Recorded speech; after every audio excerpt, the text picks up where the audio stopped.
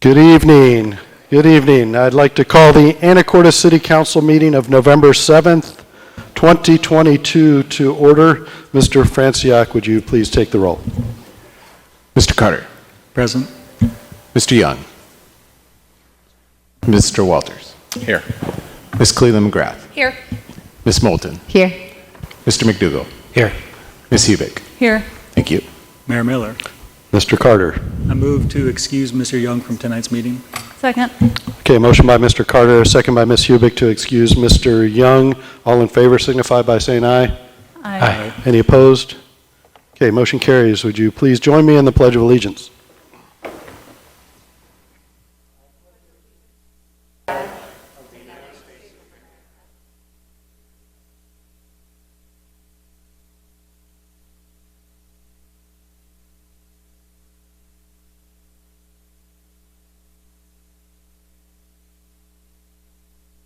All right, well, welcome. I see I've got a few folks signed up to speak to the council. I'm sure everybody is here to talk about the budget.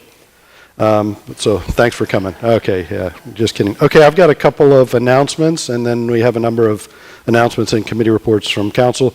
You may have seen the few snowflakes around, but I just want to remind everybody, please be careful driving. Obviously with the time change, dark early, and although it's not predicted, we do have 33 different microclimates in the area, so you can find some slick spots anywhere around, so be careful. We had an outage on our fiber internet about 11:30 last evening. Our upstream internet provider experienced a widespread outage, which impacted the city's fiber internet service. Anacortes fiber internet service is now restored. There may be some connectivity issues as the upstream provider continues with repair of the fiber network. Apologize for any inconvenience this may have created. A quick trestle update. We're really close. We've got more good news. We're really close to getting a final number. I would say 100%, but I'm 99% confident that it'll be less than what it cost last time to repair, but we're finalizing just a couple more numbers so we can give you all an accurate number of what it's going to be. And then, of course, we'll need a little help. We didn't have that insured. We bought some initial supplies with our park capital reserve funds. But the good news there is because we jumped on ordering, it looks like the supplies are starting to arrive, and we should have the flexibility to get started as soon as we get the green light to do the little bit of demolition work and then start construction. So we should we'll get going on that pretty darn soon. Tomorrow is Election Day, and so we have 2 ballot boxes. You have to have your ballots in by 8 p.m. Ballot box on the north side of the library and Sands Way over in Skyline. So your civic duty there. Veterans Day is this Friday. City offices will be closed. Trash pickup for those of you who get trash on Friday will be picked up on Monday, and Monday trash also get picked up that day. And there'll be a veterans event at the Port Transit Shed. I think that's all I had for my announcements. And Council Fiber Committee report. Mayor Miller. Mr. McDougall. The Fiber Committee met actually nearly 2 weeks ago now, October 27th. At that time, going through the numbers, we had approximately 1,640 customers. That's residential and business combined. So I expect, given our current construction rates, we're closer to 1650, 1660, something like that. We are above 40% market share, like even in the 44 to 48 range in the parts of town where we've sort of been in service the longest. The Guimas View tract, we're still at about 28%, but construction will begin actually fairly soon there. West End construction, basically very nearly complete, like some remedial work happening through RBC. The fiber department has worked out a kind of a rough set of milestones and timeline for the EDA expansion. So this is the area sort of east of D Avenue and north of roughly 22nd or 17th, somewhere in there. So we look to have materials, contract and orders and things like that, or at least materials contract out kind of mid-December. And then, let's see, construction bids by sometime in the spring of next year. We're basically waiting on, or we're beholden to the EDA's timeline themselves, and then finalize construction contract in May of next year, and then looking to begin receipt of materials and construction in fall of next year, with construction going probably for a year beyond that. On the staffing front, they hired a new network technician, and the previous network technician is actually staying on and helping onboard new technician Dawson Ulmer. So welcome, Dawson, to the team. And that's the main stuff for now. Okay, thank you. Finance Committee.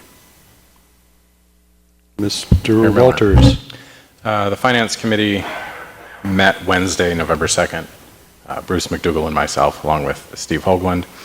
He noted that the banking RFP that the city issued concluded last Friday. We only got one response, and so we'll be evaluating that response, and by we, I mean the Finance Department, and then hopefully reviewing it with the next Finance Committee meeting. Hopefully that is a good response, because otherwise our alternative is to go back out.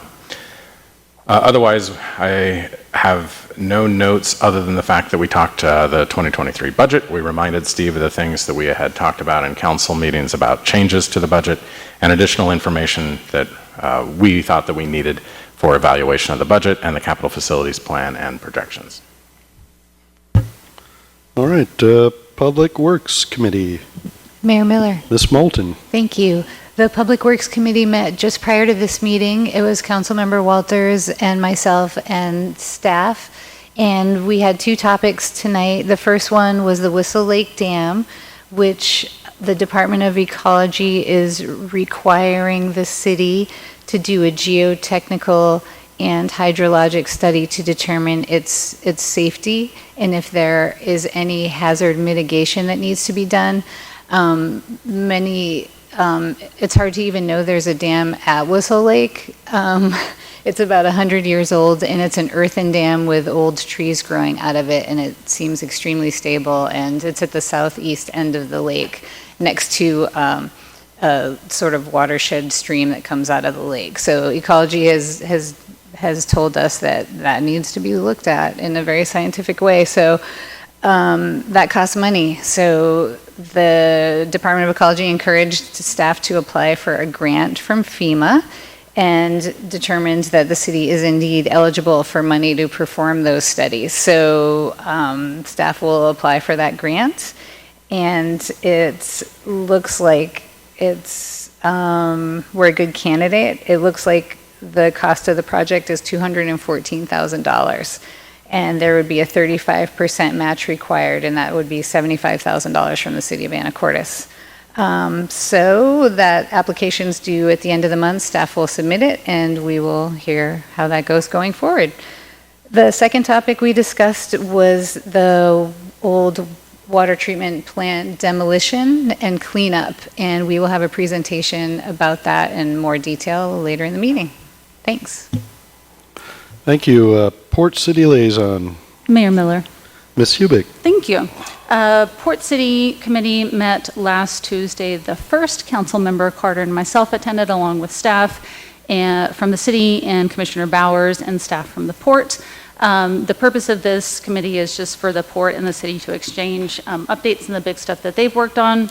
So coming from the port, they are working through plans for the West Basin and the Rockwell property out by the airport. There is Pier 2 stub wall work being done.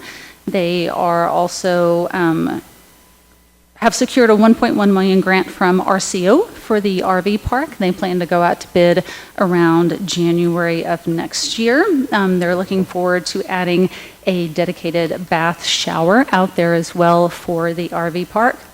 The port has added 4-hour parking signs on Market Street, and like us, they are deep in the middle of budget discussions and are almost finished. They will be presenting their legislative priorities soon. Top of mind there is upkeep of T-Dock, about $1.5 million they're thinking for design and mitigations. They're also working on shore to ship electrification. And one of the partnership things that the port and the city are working on is focusing on pedestrian safety in Q Avenue. And like Mayor Miller indicated earlier, as it is getting dark at 4 o'clock, 3 o'clock, I'll also take this time to just kind of remind everyone to be careful when you're out there in the dark. Please don't wear all black. Please try to walk facing traffic. I'm bad at it myself. I have to keep a jacket that's not black by the door so that I walk out with it. So I'm sure that the Traffic Safety Committee will continue to talk about this. I'm sure that we will continue to talk about this in public safety. And if we come up with any new ideas beyond just being careful and watching out for each other, we'll let you know. Thank you. Thank you. Any other announcements and committee reports? And one other just technical announcement. If you're online in the meeting, you're not going to see any video. We aren't live streaming to make sure we have the connectivity to at least communicate without the video.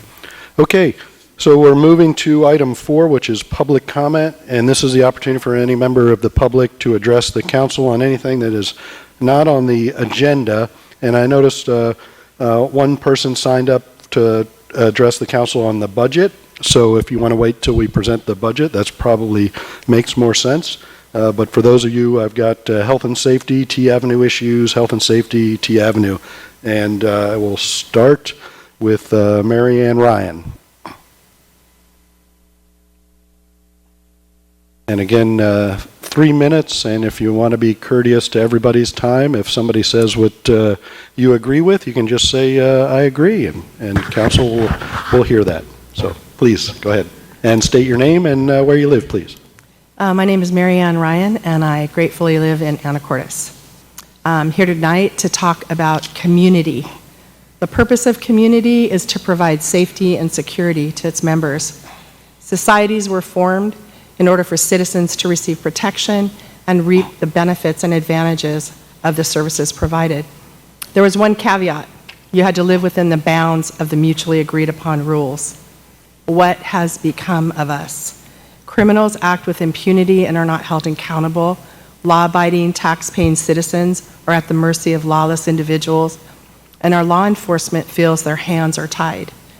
We cannot afford to continue this way. We must take back the rights of law-abiding majority and give police the tools and the ability to do their jobs effectively.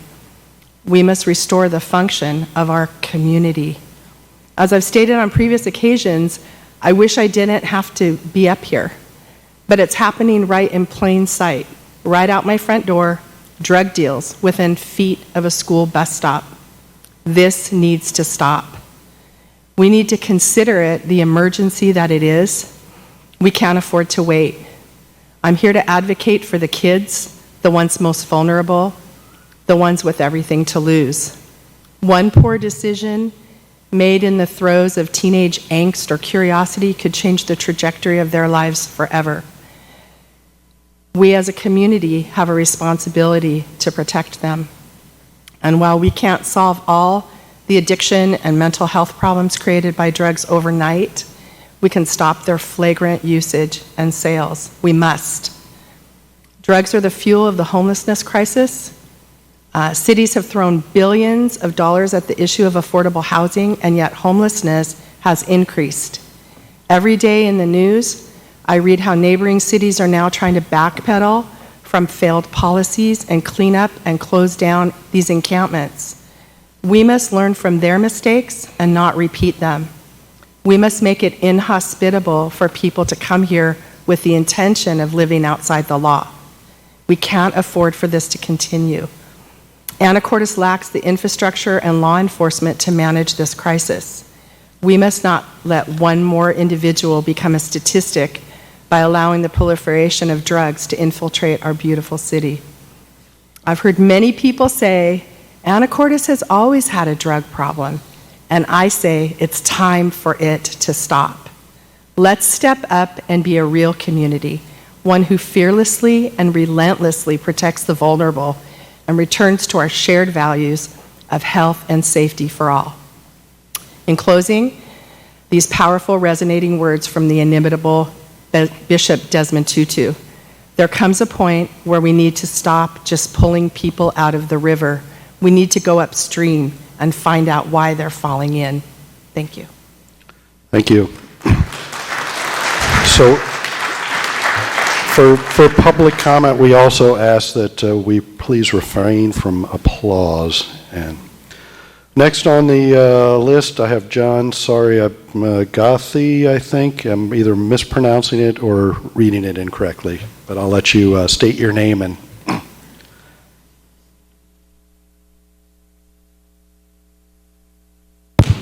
the topic is T Avenue issues. Is John Gothi, resident of Anacortes, business owner, 3311 T Avenue.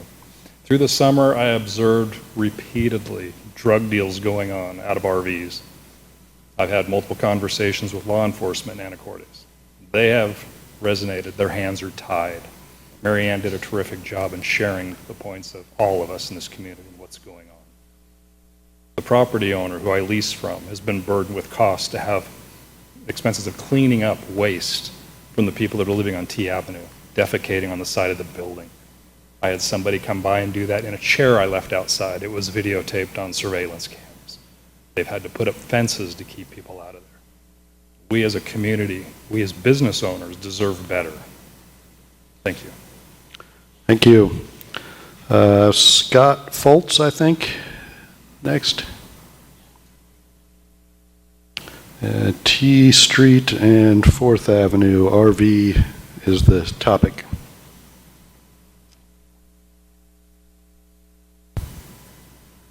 Thank you. My name is Scott Foltz. I live on 4th Avenue. Now, I just heard the lady speak a minute ago about the bus stops for the kids. I live on 4th. The bus stop's on the side street there in front of the poop plant. And through this last year, we've had a number of RVs and other devices camped right alongside the road there. Now that the schools are back in, I commend her for bringing that to my attention, or to our attention. But this is crazy. We have an RV park, and along Market Street, I think you talk about, I drive that every day to the marina. I don't think any of us need to discuss what kind of a problem that it is there. Right next to our RV park. Now, if you want pictures, I got plenty. I would hate to think that the community itself, i.e. myself and others, that can deal with this problem on our own if necessary. We're fed up with it. So if you want us to bring them to your neighborhood and camp out in your front yard, you just keep things going the way they are, because we'll bring them to you. We're fed up with this. Thank you very much. Thank you.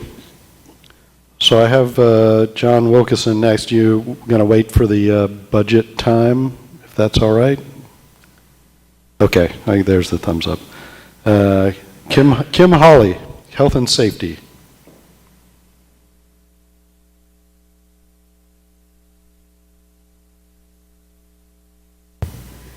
Okay, good evening, Mayor Miller and City Council members. I am Kim Hawley from Anacortes. Homelessness is a complex issue which not only includes being unhoused, but includes substance abuse, increased crime, and mental health needs, all of the issues we see now in Anacortes. And as you know, and I've mentioned before, these issues are top priority for our community based on all of the public comments this year. What are neighboring communities doing? In Edmonds, a homelessness task force was formed with various agencies, first responders, city council, faith-based providers, city staff, and citizens. They have a dedicated staffing, including a part-time human services program manager and full-time social worker, dedicated staffing to this problem.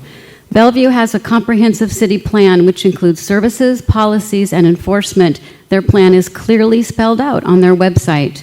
They have staff dedicated to the homelessness effort, multi-agency collaboration, and an innovative program where social work student interns work with staff to actively case manage homeless individuals.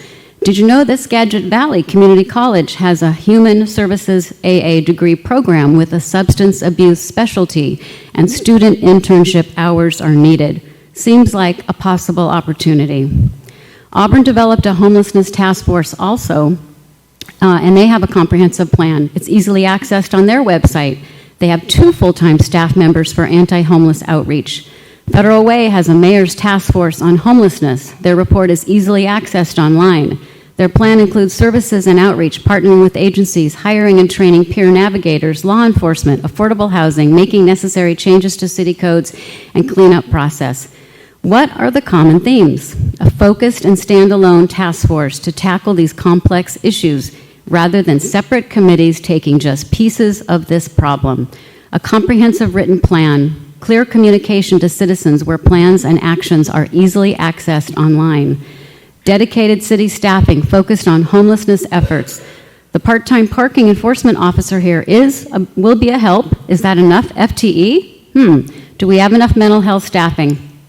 Innovative ideas such as peer navigators or social work interns. Let's think outside the box. Maybe a partnership with Skagit Valley College would provide valuable internship hours to students and more mental health for here. A peer navigator program sounds interesting. Should we reach out to Federal Way to find out more? A multifaceted approach beyond affordable housing. It is time. It is past time. I urge you, Mayor Miller, to develop a task force on homelessness, focusing our city's efforts, and expect this task force to develop measurable action steps which will be clearly communicated and easily accessible to our community. Thank you. Thank you. I have Adam Paul.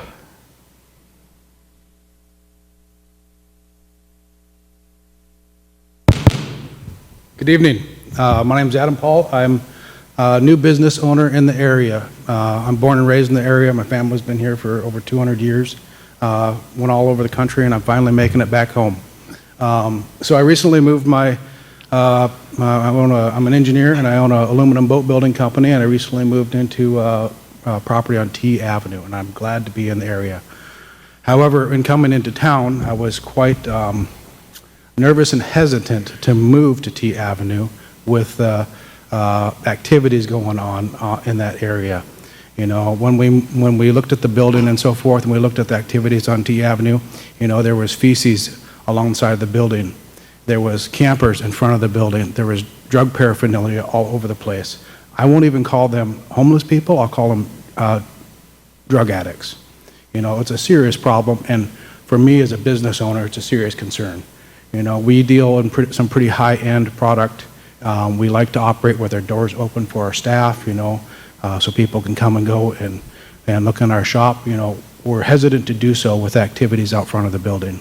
You know, we brought in, 8 people so far into town, high-paying jobs. We hope to grow to about 20 in the next year, maybe a few more. We'll see how it goes, but it's super concerning to see some of the stuff going on around that area. When I drive home at night, I don't know what I'm going to see laying on the road down T Avenue. I don't know. To further expand on, some of the concerns for the children in the area, I got 3 young kids in the school here. My oldest is in the sail team. I would like for him to walk home from the sailing after school or walk to the shop from sailing, but I don't want him walking past T Avenue. It's an issue. I mean, would any of you guys let your kid walk past that? It's dangerous. So I would like to encourage City Council and whoever possible, law enforcement, to do whatever they can to solve the drug issue here in town and do something about it. As a business owner, I'm here to support whatever needs to happen.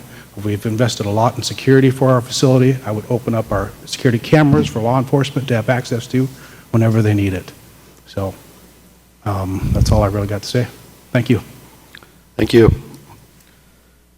Next, Andy McMakin.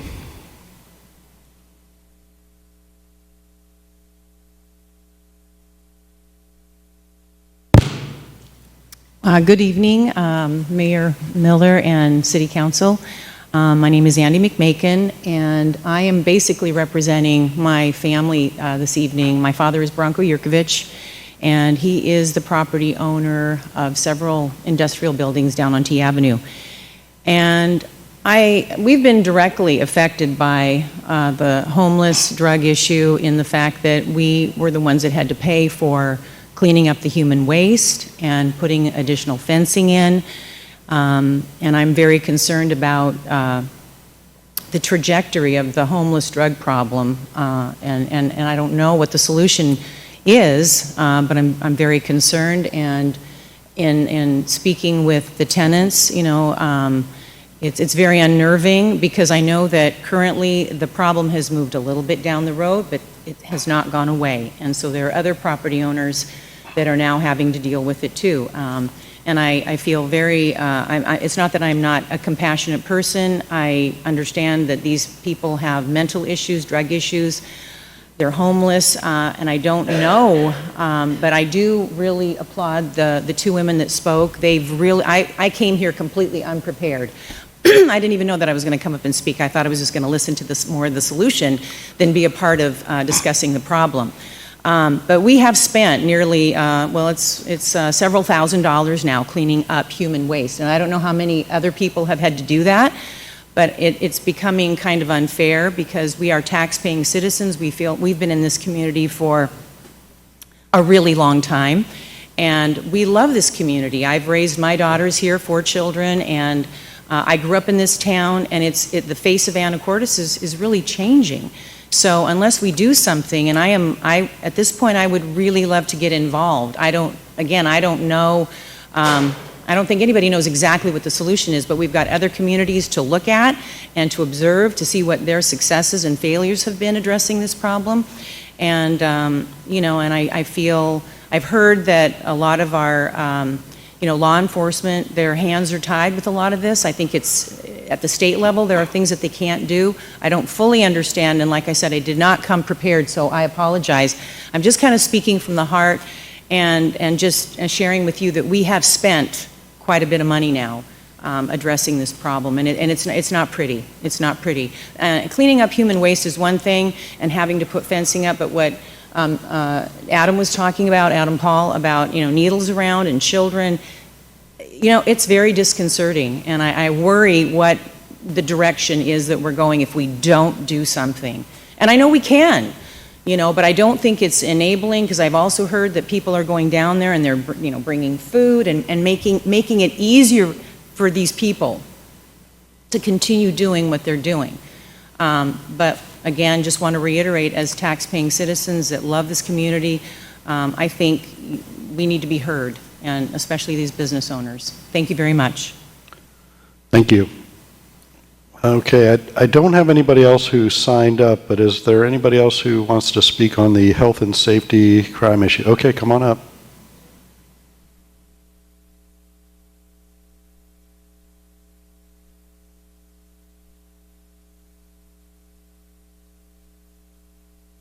Good evening, Mayor, council members. I'm Pat Gardner. I'm a resident of Anacortes. In listening to what everybody has to say, I'm in agreement. The thing is, we need to nip it in the bud now, find out from experts what can be done before it gets out of hand, like the city of Seattle and other towns where it's gotten so badly out of control. But we need to catch it now and stop. I don't know. I've heard different solutions. It's hard to say, but we need to get to an expert that can take care of this. It's the parking, it's the drugs, it's trash, and it's all over the community in little pockets, and we need to take care of this, but now, rather than putting it off, and it's been going on year after year, and it's getting worse.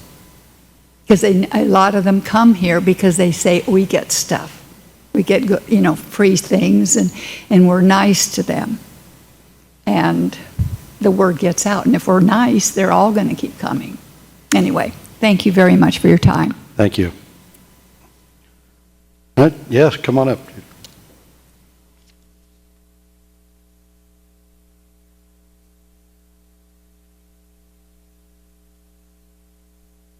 Yeah. Thought it started. No, you're good. Just state your name and where you live, please. I'm Judy Ballinger, and I live in Anacortes. I own and lease commercial property on T Avenue and 30th. This has been an ongoing problem for about a year and a half in the crisis mode.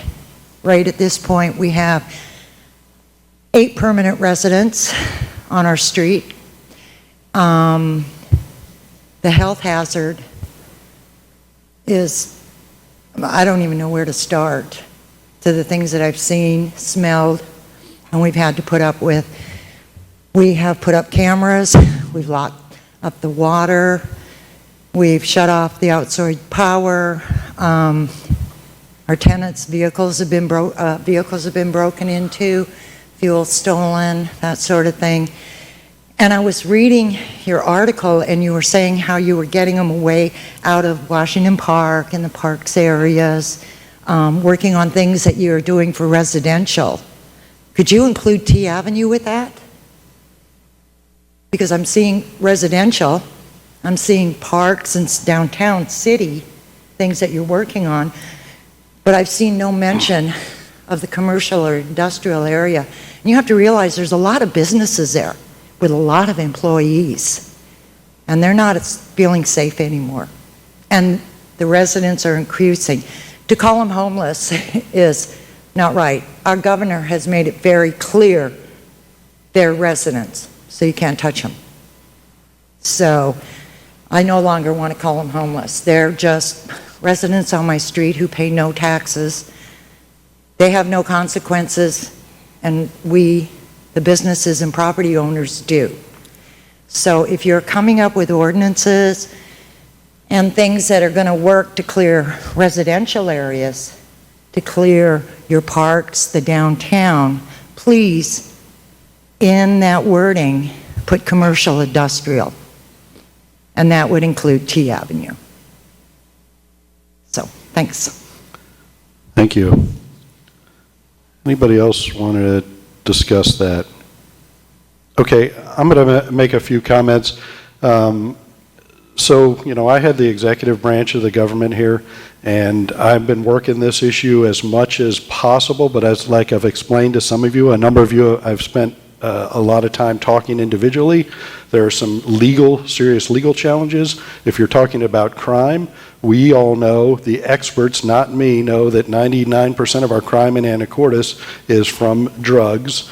And those of you who I've engaged with, I've told you about the Blake decision. You've probably seen the letter that myself and the 3 other mayors in Skagit County cities sent to our legislature to get some changes to our drug law. That's the Blake decision. Homestead Act, there's a lot of challenges there, which is why sometimes I'm not public about some of the actions I'm taking, because I'd rather not tie the city up in a Washington State Supreme Court decision. I've been out there. A number of members of council have been out there. We have an outreach team with a social worker. We've got with a community paramedic, our police department, and I have personally gone to, I think, Judy, you mentioned 8 folks out there. I've engaged with at least 6 of them, and I have represented what you all have said. This is no longer a social work situation. This is a law enforcement situation, and you're no longer invited to live in this situation. I know some of you said the problem is getting worse. When I got here, there were 14, I've got the video, 14 dilapidated RVs on T Avenue.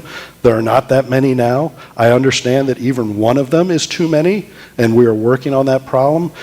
From the legislative branch, the council is working on this as well. They've provided some ordinances to help out law enforcement with this issue. We're looking to bring that on the 21st. We hope to bring that to City Council for discussion and review. We've run it past with our legal team, our law enforcement folks. We're working this problem. It is definitely a challenging problem. Communication, sure, I can always communicate this better, publish big plans.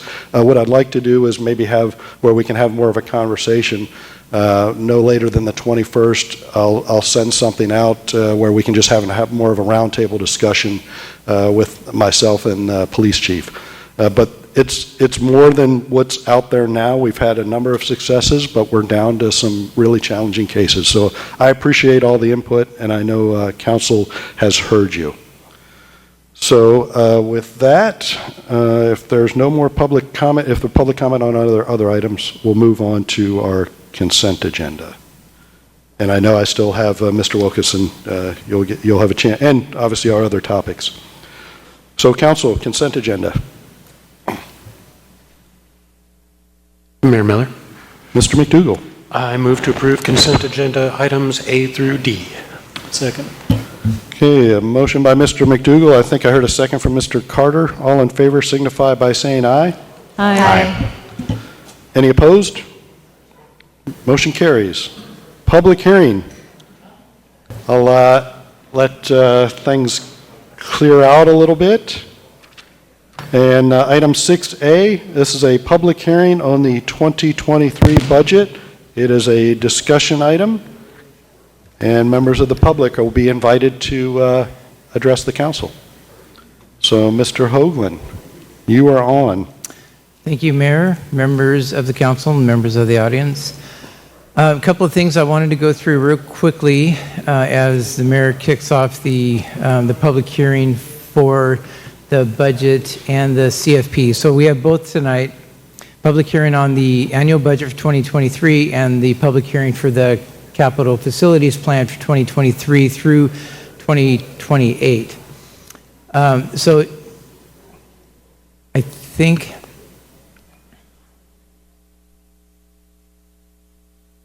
the budget is actually listed first, if I remember correctly. So I put a summary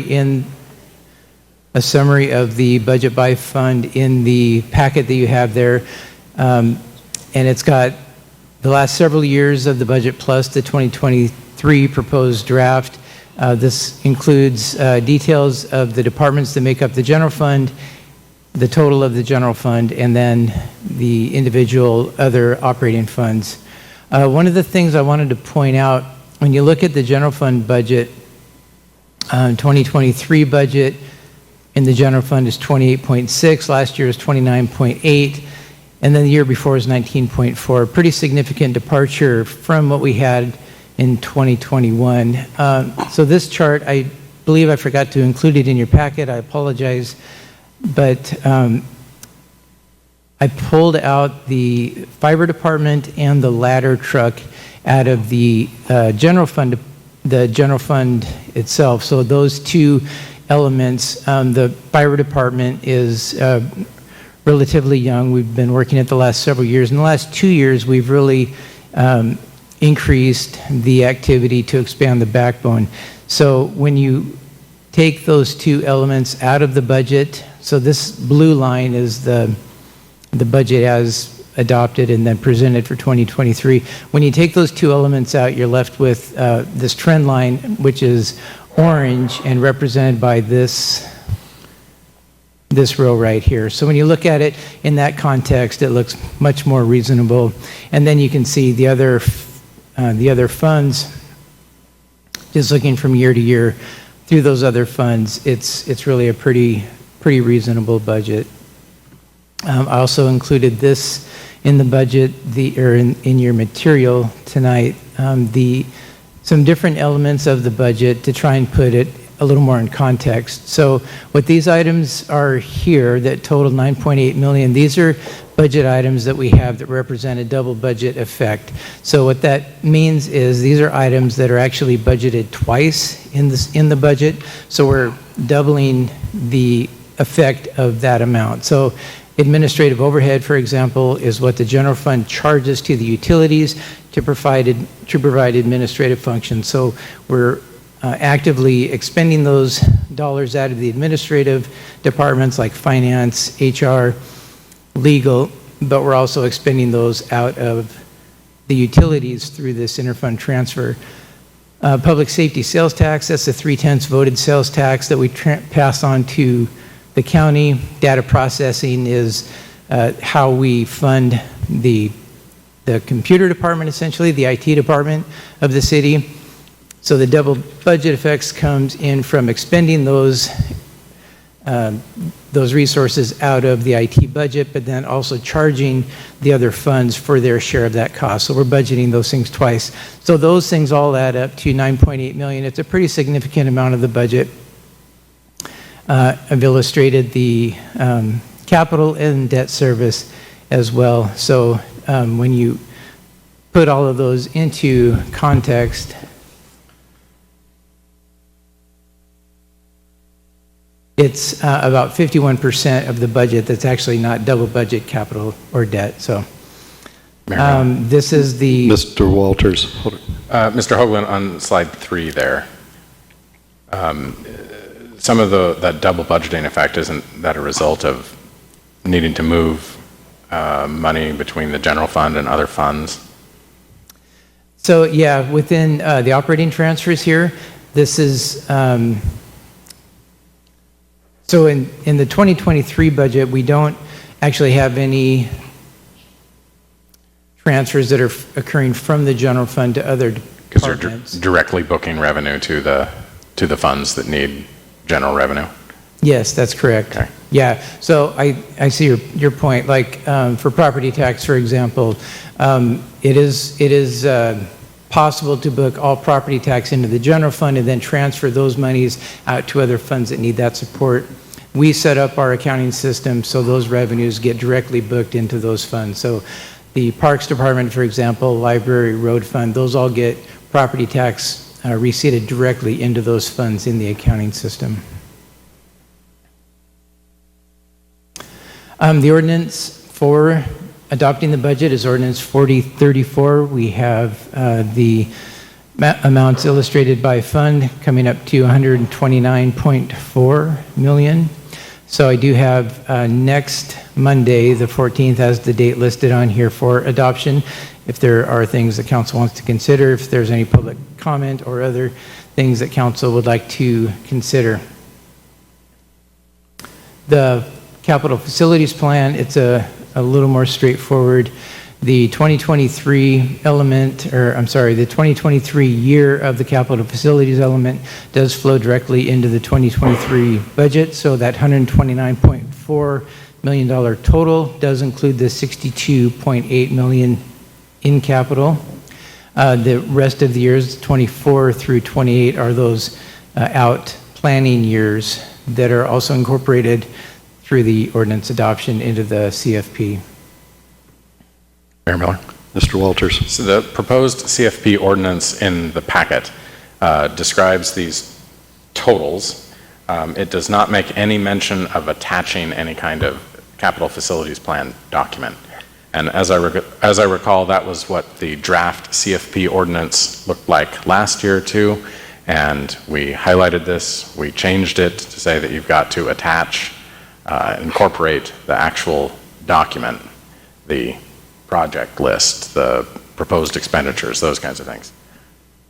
Yeah, your reaction? It's a good point. I do remember that now as you bring that up. We in the past had incorporated by reference. Last year, though, we did incorporate the budget into the ordinance. That would be, I think that would not the budget, but the CFP. Sorry. Yes, the entire packet would be included in the CFP ordinance.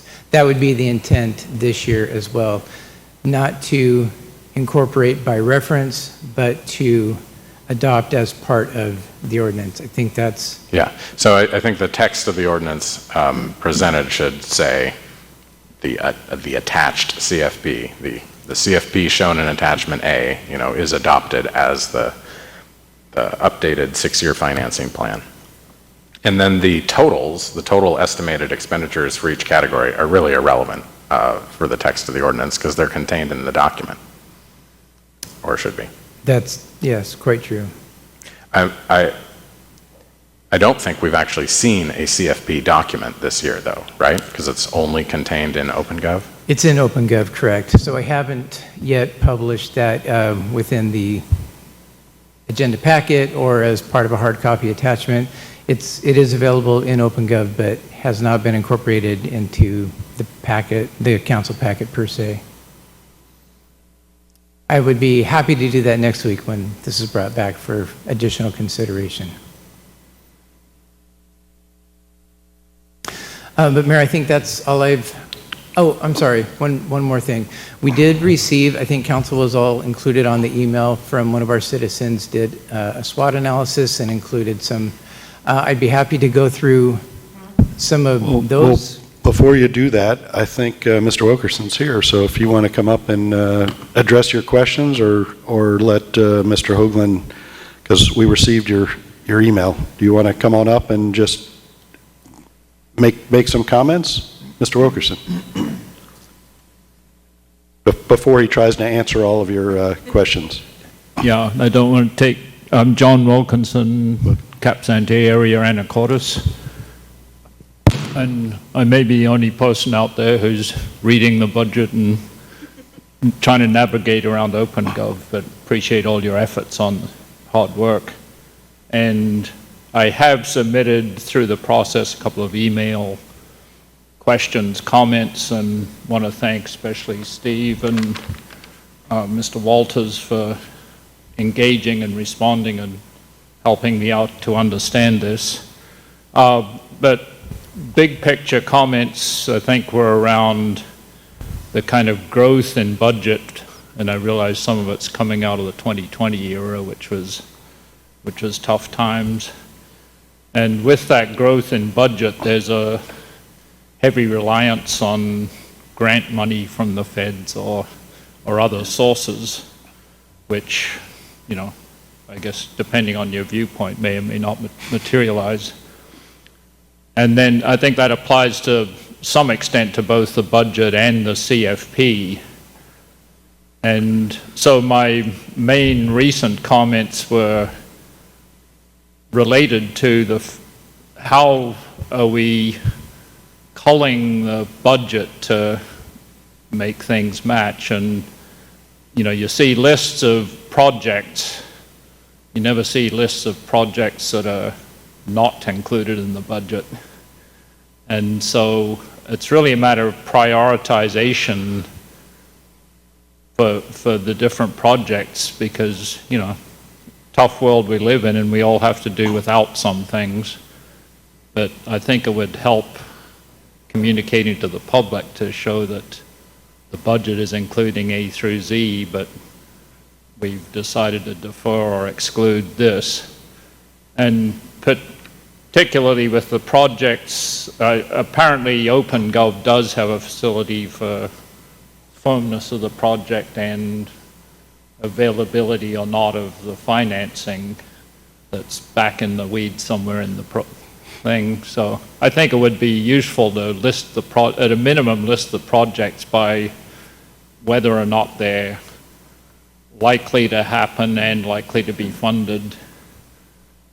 And, you know, the tough decisions are in your hands, obviously, to what to include or not include. So I won't go on further, but want to thank Steve and Ryan Walters for helping me understand this stuff. It's quite a different world than my private industry budgeting experience. Thanks again. Well, thank you for reading the budget along with at least 8 other citizens here that are sitting up on the dais. All right, Mr. Hoagland. Thank you, Mayor. So the priority issue Mr. Wilkinson brought up, it's a fair point. And this, we did talk about this at one point during the CFP process. This year, for the first time, we did develop a priority system. We have a numbering system 1 through 5, 1 being the highest priority, 5 being the lowest, and that it includes funding availability for those projects. And we did have some. This was a transition year using OpenGov for the first time, so there were some, maybe not growing pains, but you kind of get what I'm getting at. And I'm so having the first year, this year incorporating that type of priority. We have that system now, and I'm more comfortable looking towards next year when we're updating the CFP and being able to apply that more consistently and across the board with all of our projects. Let me try to bail you out a little bit on the priority discussion, because, you know, we've had the discussion many times previous years on, if everything's a priority, nothing's a priority kind of thing, what's critical. And then I think one good example that pops up that probably not necessarily the community's number one priority or even council's number one priority, but then when somebody shows up with $900,000 and says, hey, we'd like to build this particular park, then, that comes into your budget. So that's part of the challenge with doing the priorities. But certainly this budget was built with the priorities discussing with council, in our retreat to get the basics down. They haven't changed that much, but there is an opportunity with OpenGov to try to do that. And I can't remember our matrix. Number 1 was critical and funding available. Number 2, critical, no funding available. 3 is I think nice to have with funding. Yeah, so again, it's definitely a work in progress, and it's something I'd love to be able to build upon is priorities, but because it's always challenging. Yeah, and Mayor Miller. Mr. Walters. Responding to Mr. Wilkinson, I've identified the fact that you can't actually find those priorities on the public side, the public portal version of OpenGov, when you look through the projects. And even if you could, would you know what the numbers corresponded to? So I think we do have some work to do in making sure that the average user from outside the system can find this information and that it's presented in a way that makes sense. Because even on the finance website, it says, here, look, you can view the CFP at the OpenGov portal, but if you go there, you don't get the project list. But that link is further down on the finance page. So most of it is available, but not all of it, and some of it needs to be restructured. And I think we can use PDFs. I think we can use our Civic Plus website to fill in the gaps where OpenGov can't. I think the term growing pains is an understatement for what we're experiencing with OpenGov right now. We can talk more about that separately, but we do need to have the purpose of OpenGov, beyond being able to provide us with a little bit of a different view into how all the funds work together and everything, which I don't know that it's really achieved, was to provide that transparency. So, I mean, it's almost as if we need to have a user test, somebody from the public maybe there's a volunteer in the room, to step through and identify where it's not working and where the gaps need to be filled in. Yeah. Yeah. No, I think those are very fair points. And as we're going through this implementation process, we did make a choice on implementing the accounting side first, the budget development side first, and we left the transparency aspect to the later phase. If I had that to do over again, I may have made a different choice, but that's part of that process, why we're a little bit behind where I would prefer to be right now. It's a fair point as far as like putting legends together. Somebody on council made that same comment last week about a legend that could help users tie back to our bar structure, which is not really intuitive and can be a little bit complicated. So a little bit of work to do, but we'll get there. All right, I think I interrupted you. You were going to go through some more things, or was that? I think unless Mr. Wilkinson said that some of these items identified in the SWOT were kind of carry over from last year. I'm happy to go through those or other areas, but I guess I would kind of beg council's direction on that. I want to make sure there's nobody else that wants to comment on the budget from the public. Or I have one. Oh, I got a raised hand online. I was paying attention. Dennis Clark. Good evening. This is Dennis Clark, 3805 M Avenue. I support the proposed 2023 budget, including the needed 1% increase in property tax revenues. Of particular importance to me, the capital budget sustains the city's renewed commitment to street maintenance by appropriating nearly $4 million to the Street Maintenance Fund 104. All around the city, we can see the good results from recent investments in street infrastructure, and this should continue. These improvements benefit all residents of and visitors to Anacortes, whether they drive, bike, or hike. Please continue to support street maintenance strongly. Thank you for your consideration and your service. Thank you for your comments. All right. Anybody else? All right, council. Again, not looking for action tonight, but really looking to draw out any concerns, comments that you have with the budget. Mr. Mayor? Oh, yeah. Sorry, one thing I forgot to mention, the final budget that comes back, the adjustment to legislative training has not been made. That will be made in the final ordinance that comes back next week. And I would, any other comments or concerns, please, I would be happy to hear them. Mayor Miller. Mr. Walters. Mr. Hoagland, this is our first look at the revenue side of the budget, because we haven't previously had that information, or if we have, it's been buried in the depths of OpenGov, but I don't think that we have had that information before. I wonder if you might summarize which departments in the budget are funded from fund reserves. Certainly. Trying to think if I could quickly get our revenue budget pulled up here.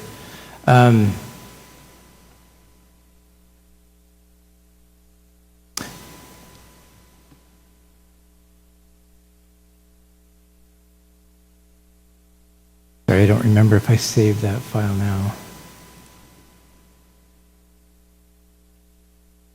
Well, I think actually it would be helpful if you went to the council website and clicked on the same thing that we would click on to get the information.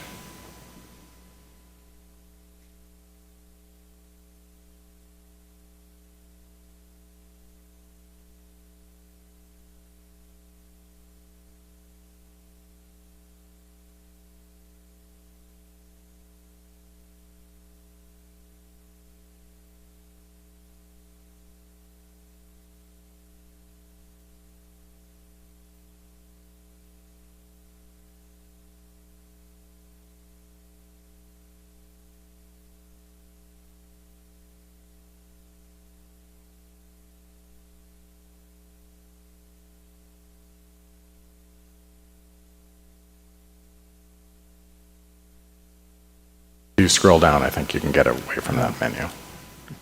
Thank you.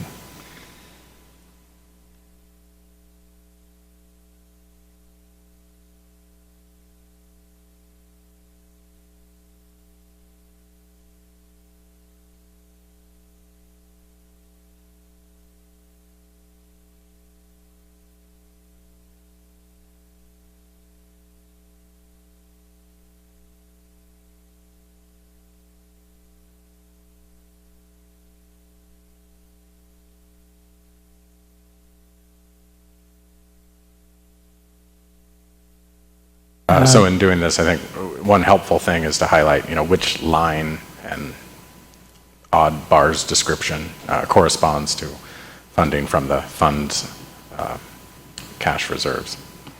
Yeah, so I know this is probably a little bit difficult to look at. It's pretty small font. But as I've mentioned in past meetings, this layout, the columns that are illustrated here is what is required by the statute for illustrating the budget. So looking at the far left of this, the fund number 001, the fund number represents, 001 represents the general fund or the current expense fund. That's the primary operating fund of the city. And as you're scrolling down this list, these are all different revenue streams that come into the general fund. So that, and all of the structure for the different funds is very similar. When you see the term fund balance, in this case unassigned fund balance, in the general fund, it's listed at negative 545,408.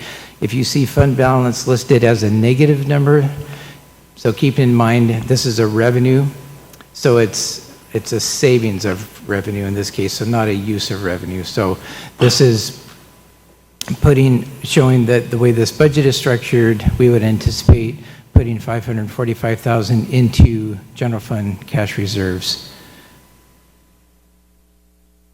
Most of these. And so how will we be doing that? Because we have this big fiber expense coming up. So how is it we'll be saving?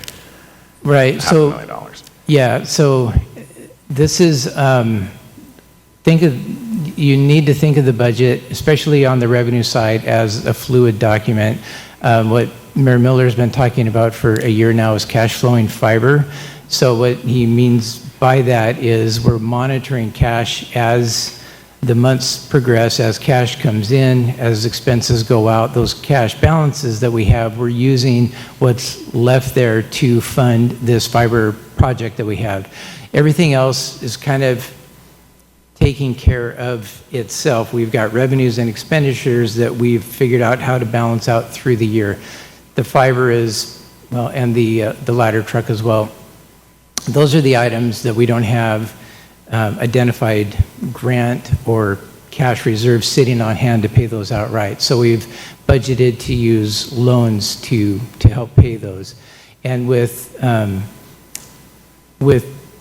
the fiber project, that 545,000, kind of all things being equal as we get through the year, what I would expect is if we had that extra 545,000, we would just reduce the amount of debt that we would take on for the fiber project by that amount. So not necessarily ending the year with 545,000, but taking on enough debt that we need to fund that portion of the fiber project that we have in front of us for the year.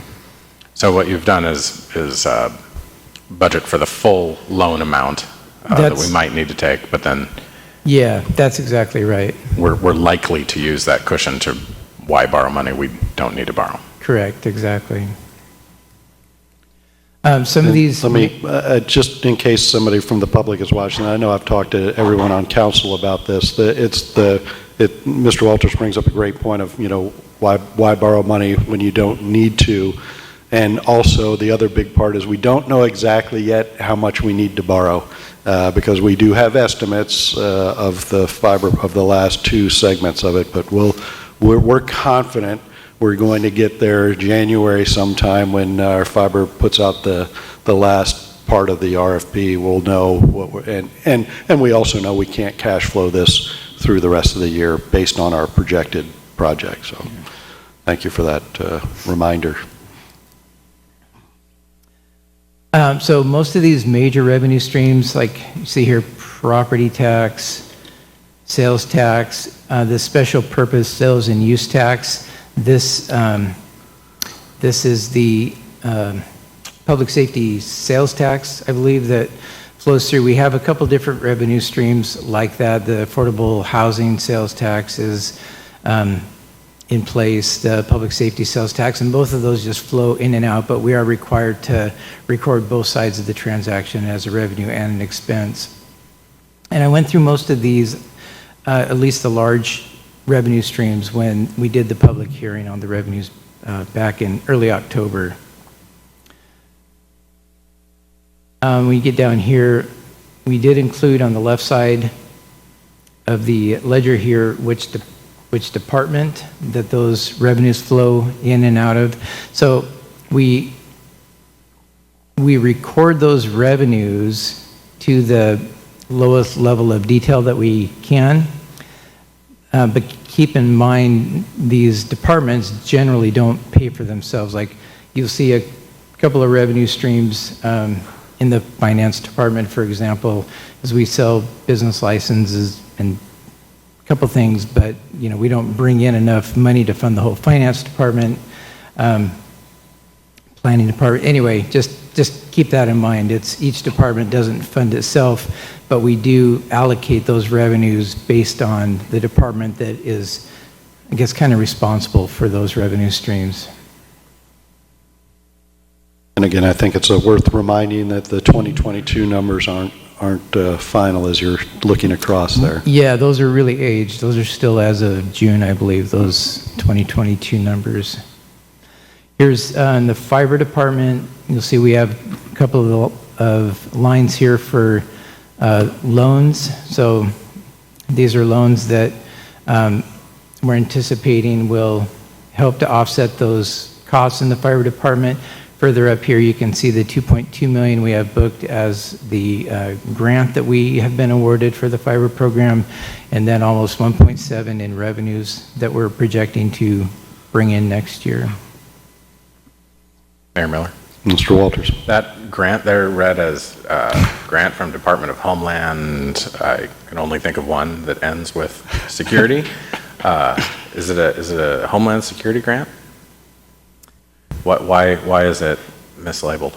It's likely an existing BARS number that was used by somebody in the finance department putting revenues together who I imagine grabbed that an was the case, existing number. and I wonder if we might have a discussion sometime later about also improving transparency by relabeling some of these funds, BARS lines, et cetera, to what they actually represent. Sure. So once those revenues start coming in, those grant revenues, we do have a grant administrator who will modify the accounts as necessary to book those revenues. So that will happen at the end of the accounting period. It will be trued up, but I can definitely see why there could be confusion from that.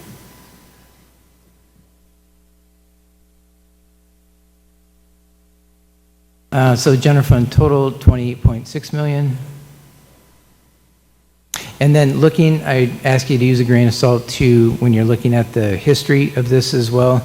I mentioned in one of our prior meetings that we were having difficulty with some of our exports from OpenGov into Excel, getting some of our BARS numbers were being duplicated, some of them were being eliminated. So in this case, we don't have all of those revenue streams in the history of this Excel sheet. They're all present. We double checked all of them for 2023, but if you're trying to compare apples to apples, in the revenue section of this Excel spreadsheet, it might be challenging. So please let me know if you'd like additional information on that. I'd be happy to redo that. If you go into OpenGov, you can look at that history. It'll all be there. This Fund 101 is the Parks Department. This fund balance number here of 186,000, so that's what we're budgeting to use in cash reserves, 186,000 in cash reserves out of parks to balance their budget.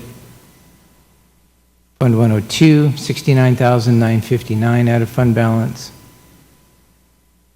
102 is the cemetery. Fund 103 is the library, budgeting 117,000 out of cash reserves.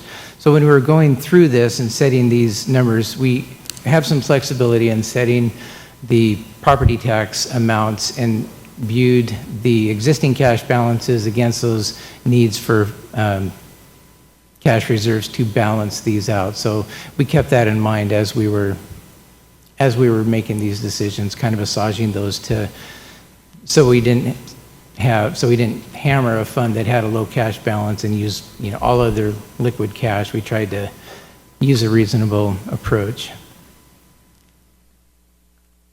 I see questions. Mayor Miller. Ms. Hubick. Is that why on the very first page of this, under the 001 fund, if you're looking at the property tax actuals from 20 and 21, and then you look at the 22 budgets and actuals, it's less than half because it's been reallocated to different lines? Yes, that's exactly right. Yep. Thank you. Mayor Miller. Mr. Walters. Yeah, that gets to that direct booking to another fund, which makes it impossible for someone to open up the budget and read it and know how much property tax we bring in. I wonder if you might say more about how we come to the amounts that are withdrawn from the reserves to budget any individual fund. And I think we should also have a report as to how much cash reserves we have for every one of our funds. Sure. So as we're going through setting those budgets, setting those property tax budgets, property tax is where we have the most flexibility. It's one of our largest revenue streams, and it's our most reliable revenue stream. So for the 2023 budget, I wanted to reallocate more property tax back into the road maintenance fund.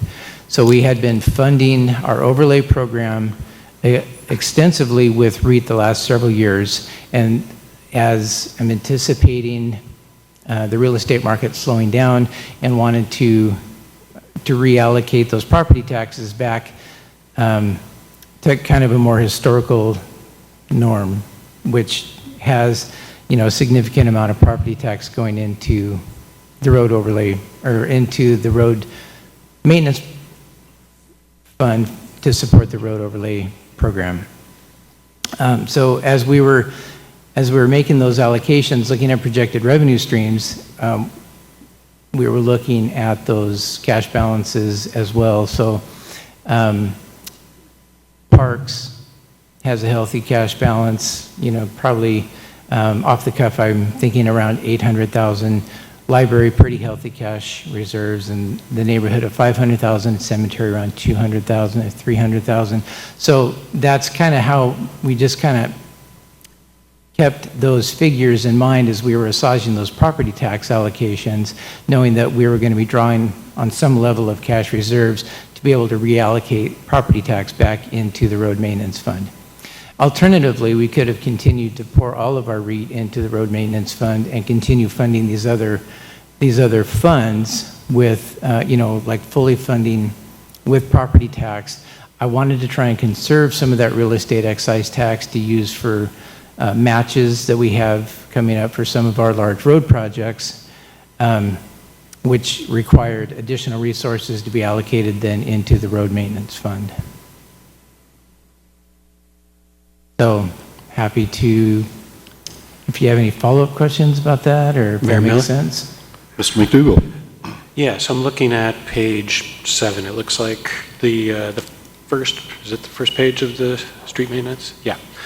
So looks like 650,000 property tax for next year, whereas it's nulled out the previous 4 columns basically. And those previous 4 columns were being covered by REIT, or at least that, like roughly that 650 was REIT. But the REIT lines are all empty, so is that just the transfers in? Yeah, that's transfers in, that's Okay. right. And is that all, is that a combination of REIT 1 and REIT 2, or is there something else in the transfers in as well? In the road maintenance fund, it's just REIT. Just it's the REIT, okay. REIT 1 and REIT 2. And keeping in mind what I said about looking at historical revenues in this format, OpenGov is not the friendliest in exporting to Excel. So there were some challenges there. Okay. You can see that history in OpenGov if you go into the revenue side, or I'd be happy to, work some other reports out of Eden or something else if it's easier for you to look at. Okay. Yeah, well, it looks like using 2021 as a comp, you're basically, instead of 1.65 all coming from REIT, you're kind of splitting it for 2023, 800 from REIT, 650 from property tax. Right. And I don't know, we're up against the time limit, but if we wanted to split that differently, it could be 1 million from REIT, 450 from property tax, or something like that. Sure. Yeah. I mean, you're exactly right. There's a variety of ways to split this out. That's kind of where I landed in putting this together, trying to reestablish the property tax and the road maintenance fund to try and conserve, because we can see that REIT revenue stream slowing, and I anticipate it continuing to slow into next year at least, with the interest rates doing what they're doing, affecting the real estate market. So we felt that it was prudent to try and reestablish, if we wanted to maintain that, the full allocation for the road maintenance program, it needed to have additional resources other than REIT. Yeah, I definitely think the intent is spot on. Mayor Miller. Mr. Walters. So I was hoping that you could bring to us a description, projection of our REIT revenues for the next 6 years, a straight line project, no crystal ball here, but a straight line projection of our REIT revenues with, an asterisk that the real estate market is likely to slow, but also a projection of our estimated REIT expenses over the next 6 years drawn from our capital facilities plan. Break it up into REIT 1, REIT 2, or not. I mean, they're very, very similar. And then separately, a description of just how much money we are expecting to spend on road pavement maintenance, which is probably not exactly the same as what we spend from 104, and what we have spent this year, or projected actuals through the end of this year, because that's an important data point that we don't have here. And maybe what we've spent in the last couple of years and compared to our promised amount in our pavement management resolution. I think I'm following. So Does that make sense? Yeah, I mean, we talk so. about this every year, making sure that we're fulfilling our obligation to the voters of meeting the, I think it's $1.8 million a year expenditure budget for pavement management, which I think in our view doesn't include sidewalks and doesn't include, I don't think, road signs and those kinds of things, but actually putting down pavement. I'm going to have to jump in here because I know I made it abundantly clear that we were not going to bring to council a plan that had less than $1.8 million for road maintenance. We've been through that before. And so I can assure you there is I think it's 2 point something. Four, anyway. yeah. Or, yeah, it's even higher. So that goes without saying. As far as the 6-year plan, I do appreciate that input, but we are trying to get a 2023 budget. It is important to project out 6 years, just like the capital facilities plan. It is important to have that plan, and we'll provide that information. It's just, we're working on, jumping through the first hoop, which is the 2023 budget. Well, and that's what the 6-year would be drawn from, is the CFP. Sure, and its projected use of REIT.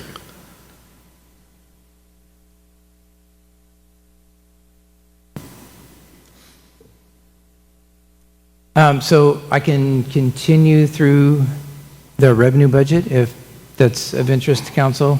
Trying to remember if we looked at library. Drawing 117 out of reserves, 1.6 million in property tax. 104 we just talked about. Fund 105 is primarily grant funded. We do have some REIT identified as well for sidewalks, curb cuts. The 784,000 is impact fees. That's the match for our avenue, I believe. Fund 107 is Washington Park. Washington Park has been really strong since the pandemic, continues to perform really well from a budget standpoint. 108 is our Parks Capital program. We use REIT in this category as well. I'd point out this 800,000. Mayor mentioned the skate park earlier. That's what that 800,000 is there. That's in donations.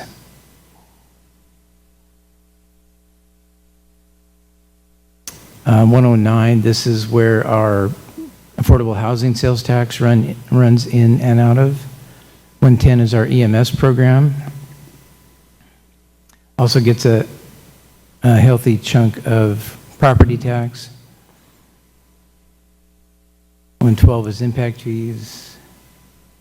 113 is ACFL.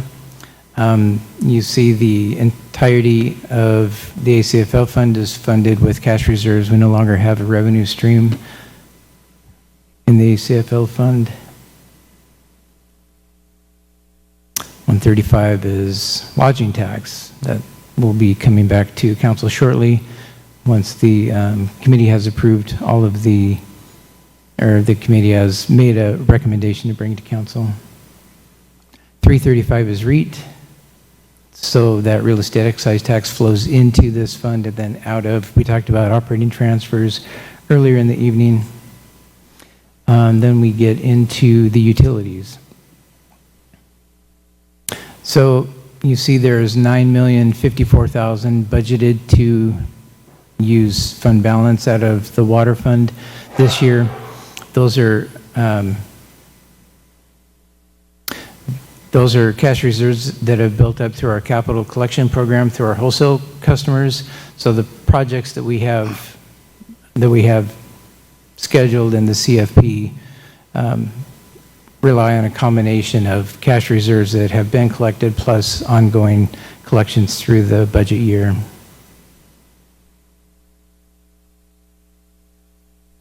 $440 is the sewer fund, so similarly $7.8 million identified out of cash reserves to fund that program.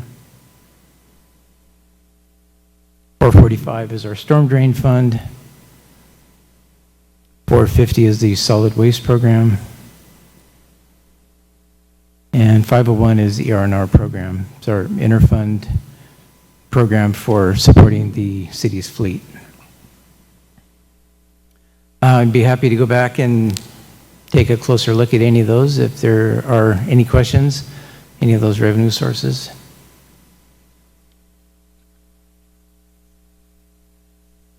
Mayor Miller? Mr. Walters.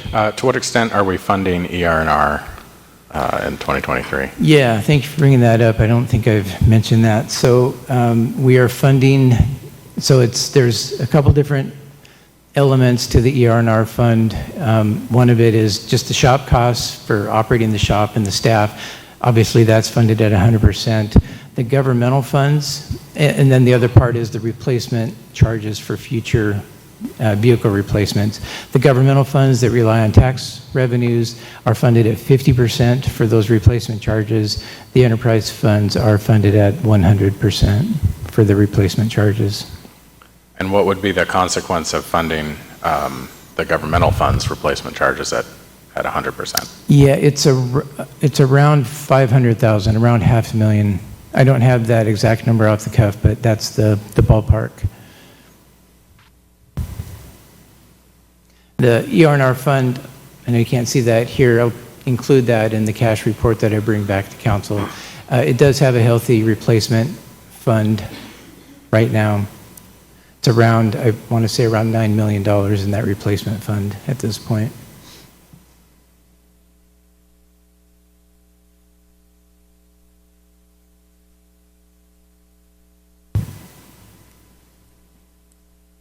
Mayor Miller? Mr. Walters. One of the other things I am still seeking resolution on, and please stop me if the rest of you are not interested in this, but we do have that $300,000 in the capital facilities plan for this next year for facilities projects, and then it's suggested that we'd spend $600,000, I think it is, in succeeding years. And we talked at Public Works Committee about what this means, and I don't know if we got more clarity. Oh, look, you've yeah, so thank you for bringing that up. I spoke You're welcome for the reminder. It's a pretty extensive list. When I spoke with Mr. Jackson about this last week, he assured me they would not get to all of these items in 2023, but this is what they have on their to-do list, listed out by department. So the senior center, City Hall, police, fire stations, and then you see the library wraps around to the top of this page here. So a number of items, once they get into the year and have their allocation of funding for the year, then they'll start picking those off, within the priority system that they have. So this is useful to me because it's more information than we previously had, but it doesn't come with any dollar signs or level of severity. Do we think that any of these projects are more than the $20,000 threshold for inclusion in the capital facilities plan? Because it seems to me that probably most of them are, but we're not calling them out separately. It's a fair question. Can't answer it.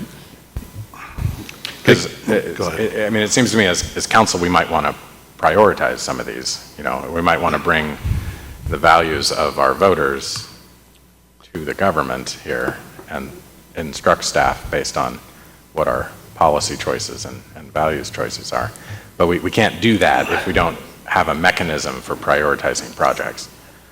Yeah, I appreciate that sentiment, but when the furnace breaks down like it broke down last week, it's probably not a good time to go to the voters and say, should we repair the furnace right now? Because it wasn't, priority 10. I get it. This fund has always been a discussion, and, I've challenged the staff to flush this out as much as possible and predict as much as possible the things that are in here. I don't think there's, it's a number of things. Maybe a couple of them could pop to the $20,000 level, but I think it is bringing it back to a $300,000 number made me feel a lot more comfortable than that $600,000 number that we've used previously for this fund. But it's pretty efficiently allocated, I would argue. Mayor Miller? Mr. McDougall. Perhaps some notation on a sheet like this where, the bullet points that, like, if stuff were to drop next year, which ones are subject to drop, just simply because, resources, hours, that kind of thing. Mayor Miller? Mr. Walters. And of course, the risk is that if an item exceeds $45,000, it'll come to us at City Council for approval, and it may not be something we want to do. And I just mentioned that because that has happened to us, in the last couple of years. The library carpet at $80,000 springs to mind. I don't think we're talking about emergency furnace replacements. Yes, that fits within the rubric of my voters' values of let's maintain facilities and let's keep them operational. But some other things are less urgent and more open to debate. And so that's why we would have that debate if we had numbers and conditions and those kinds of things, which is what the capital facilities plan is supposed to drive. I think some lower threshold below which we just don't worry about it is fine, but currently the capital facilities plan sets that threshold at $20,000. Ms. Cleland? Yeah, I mean, this is kind of our first time, well, it is our first time looking at this, but it seems like on all of these different locations, there's HVAC, which is pretty predictable, right?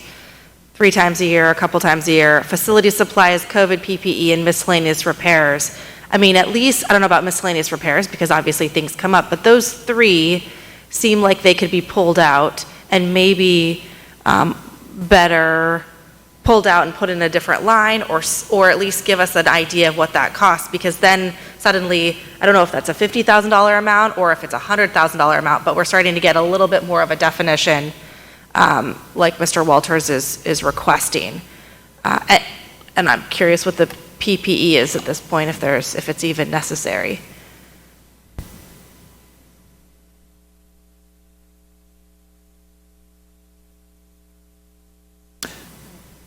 Yeah, no, I guess I thought that was a rhetorical question. Sorry, I can't answer that either. And obviously, this is a very comprehensive list that facilities uses to, kind of overall guide the year. I don't see our director in the room for this one unless he's hiding. I will say I do have a meeting with Director Hash later this week. I'd be happy to kind of scrub this with him at that time. Yeah, I think what I'm hearing from council is maybe try to put some numbers to this to see if it again, I was pretty convinced it doesn't add up to 600,000, which is why I didn't bring you that budget.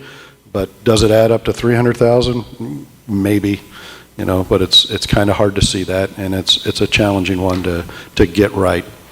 It's worked before, but I realize that the comfort level of council isn't quite there.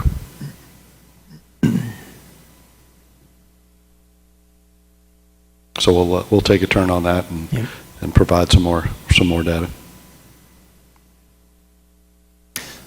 So again, this is a public hearing for both the CFP and budget. So my plan is to bring these ordinances back next week. So I'm if there are other items you want to see or discuss, I'd be happy to talk about those. To make that clear, the intent is to ask for your vote on this budget. So again, if you got any further concerns, please let myself or staff know, and we'll get you the answers. But I'll leave the public hearing open until next week and see if we can't move this forward. Mayor Miller. Ms. Moulton. And just to confirm, we will have CFP more details in next week's packet, so we'll get to study those in advance. Yes. Of the indeed. meeting. Great. Thanks. Like pulling out a PDF attachment kind of thing rather than OpenGov. I think that's what I'm hearing. Yeah. Okay, yep. Understood. I've tried, but I'm not adept. Yeah. Mayor Miller. Mr. Walters. Well, I think that the budget here is also an opportunity for us to react to what we're seeing on the ground out there. And it's largely last year's budget, with some bigger capital projects and 0.5 FTE for parking. I think that people are begging us to react to what we're seeing outside, and we need to do some things to help that situation. So, for example, we've got the family center on the ground out helping with RVs. We're not making a lot of progress there. It's not the fault of the family center. It's not the fault of the city. It's a complicated situation that is constrained by a lot of case law, but we have to do better. I'm very concerned that we'll get worse because high inflation and high interest rates, slower housing market. I don't know how we will make better progress on the ground on T Avenue. I think, our ordinances might help contain the problem. We can make better progress maybe with Community Action Street Navigator program that is out there, but frankly, I wouldn't put a whole lot of stock in any of those outreach projects. I do think that we need to do more to help keep people in their homes, and we're looking at that 8% utility rate increase next year that will just occur without our action because it's built in to our fee schedule to increase rates by CPI. So I think that we would benefit from improving our utility discount program, and which may have a budget impact, because right now only 61 families are eligible for that program. You look at the code, it's actually based on income eligibility thresholds that were set in 1985. And I think finance is currently using the federal poverty index, but not a local index, not AMI or median family income. So we should help mitigate that. I don't think that we should take action to reduce our utility rate increase if we can't demonstrate that we're going to maintain our utilities, because that is the way you bankrupt a city, is to fail to maintain your infrastructure. But we ought to do something to mitigate that. Community Action has a energy utility and utility assistance program. They, as they told us a couple months ago, are looking to set up an office here.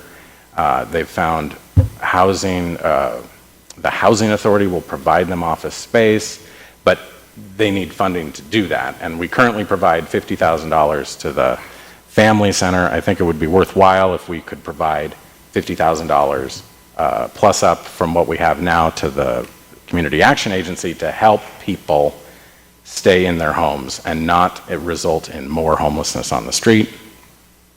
That 0.5 FTE for code enforcement staff in the police department for parking, I don't think that is quite what we need. I've seen APD issue citations to, for instance, people on T Avenue, and that doesn't have any effect on the people on T Avenue. It seems to me that we should, as we've talked about before, move parking code enforcement, the primary responsibility to that, for the planning department, because the planning department does, by code, the civil code enforcement that we do here. And drug houses are a high priority for us. The planning department is able to do a lot of the drug house work that the police can't do, because the police have to get warrants, they have to do investigations, they have to spend a lot of time to get to the point at which they can do that drug enforcement. Whereas the planning department can usually look at a place and find code violations right away and take action against a drug house, which we've heard from our public meetings are high priorities for people. So I think that 0.5 FTE would make more sense to plus up the planning department code enforcement staff, because they are generally paid for by building permits, but where they can't be paid for by building permits, they could be paid for out of general fund money to do that code enforcement. And also in assistance to the police, and we've talked about this for many years and not made progress on it, although everybody seems to nod and say, yeah, that probably makes sense, is we have a contract prosecutor that we pay $80,000 a year plus.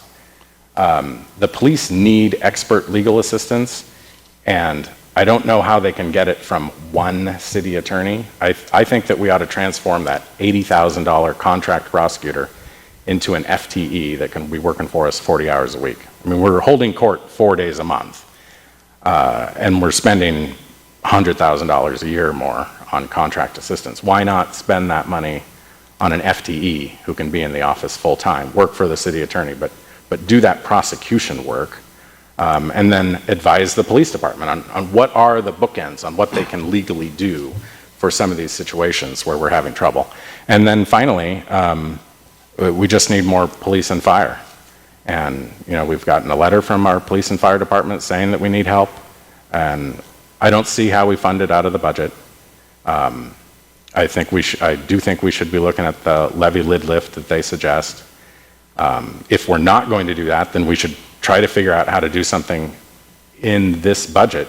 But I'm not very supportive of doing a one-off addition of personnel, because that won't make a difference. You know, we need to have substantial changes in staffing in order to make difference in outcomes.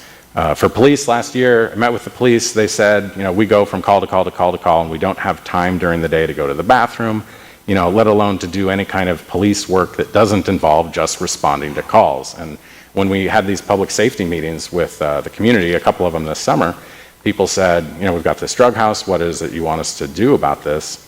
When we see a drug deal, what should we do? And the police chief said, well, you know, call us. But the community was not convinced by that, because you call, you get there in 5 minutes, the drug deal's over and you've moved on. So it can't be a response to call situation. It's got to be something more than that, and to do that we need more staff. And then on the fire side, we've been talking about that for 10 years, the staffing issues there. So, you know, I've tried to crunch some of the numbers on this, and it's public safety levy is probably a 30-cent per thousand levy. Whatcom County is running that right now. Oak Harbor is running a $1 per thousand levy just for fire right now. So it's not a crazy amount of money, but it is an amount of money that I think is something that the voters will want to weigh in on and want to know that they can get this level of service that they expect. I mean, it's really painful to me to talk about Anacortes as a community that we all care so much about, that is a safe community, is a clean community, and not be able to achieve that on the ground when there's no one more responsible than us for making it happen. I mean, it's the fire chief's responsibility and it's the police chief's responsibility, but we're the one who give them the resources or make it available to us. And there are some people that think that the United States Senate is going to clean up crime in the state of Washington. It's us.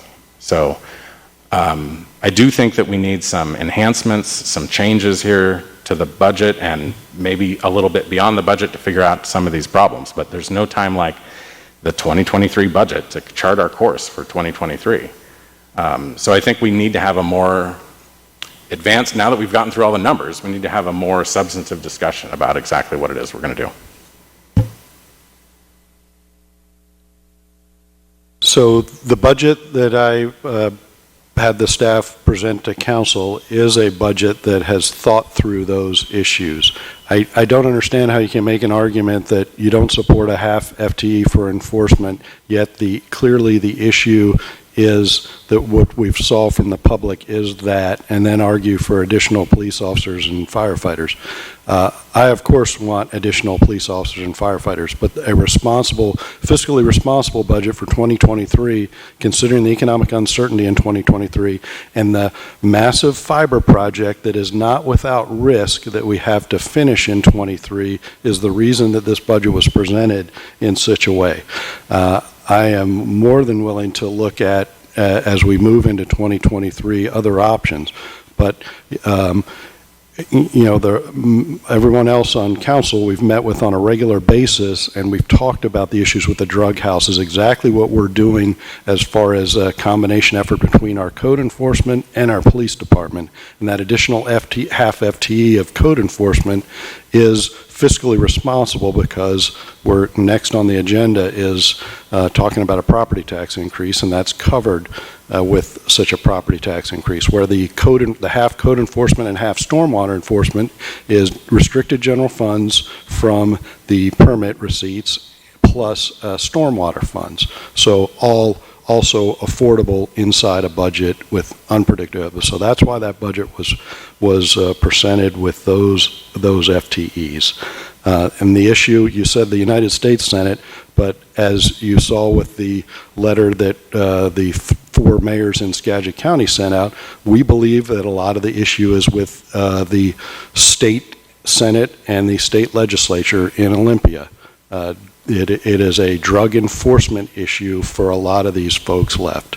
And that's, there aren't other tools that we're missing. Throwing more money and more people at the problem isn't necessarily the right solution right now. And that's why the budget was presented the way it was.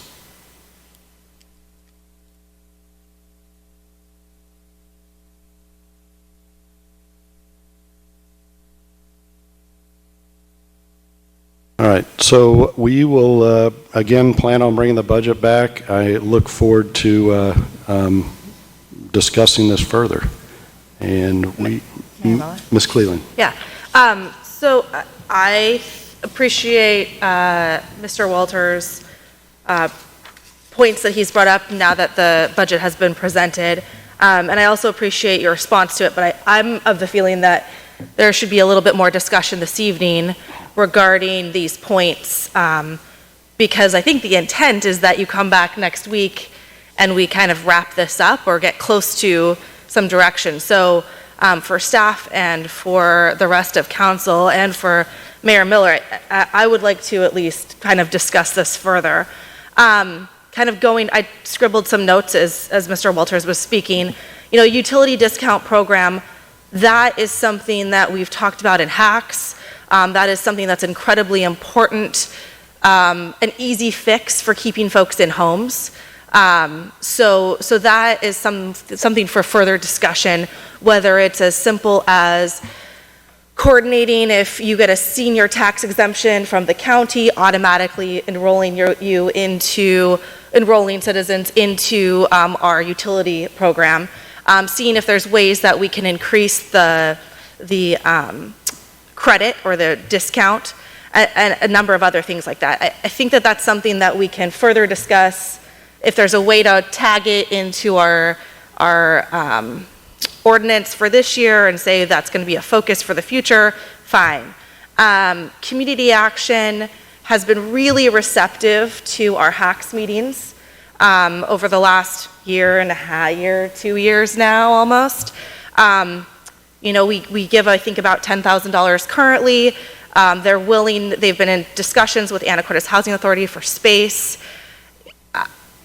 If we're trying to keep people in homes or we're trying to keep people off the streets, these are the kinds of interventions we can attempt to do before it gets too bad, and is much more effective per dollar than waiting until someone's on the street or in a dire situation.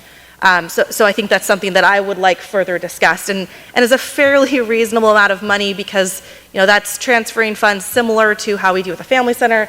It's their employee, it's not ours. Fairly reasonable. Community Action is a county-wide program, and we've been begging them, encouraging them to find a way to come over across the bridge and be part of our community. So the fact that the Housing Authority and Brian Clark was able to find space, I think that's good for further discussion. Code enforcement and the planning department and where that's located, I'll give that to someone else to talk about. Prosecutor, I'm curious. I'm not an attorney, so I don't know. But the fact that we're getting 4 days per month, and if we're talking about these kind of drug issues and them not going anywhere with the jail system and with the current court system, is this a way that we can try to enforce some of these challenges when it comes to drug issues, difficult homes, homelessness? If we've got someone on staff, that seems like something we should discuss, because the folks in the audience at the beginning of our meeting, that's pretty much what they're asking us to do. It's not building a homeless camp, it's not building new buildings, it's just trying to enforce the laws that are currently on the books. So I would like to discuss that further. And then finally, the letter we received from police and fire, you know, that is something that as a person on public safety, and hearing about their staffing levels and our population, we can discuss further, but I have real concern with my level of knowledge.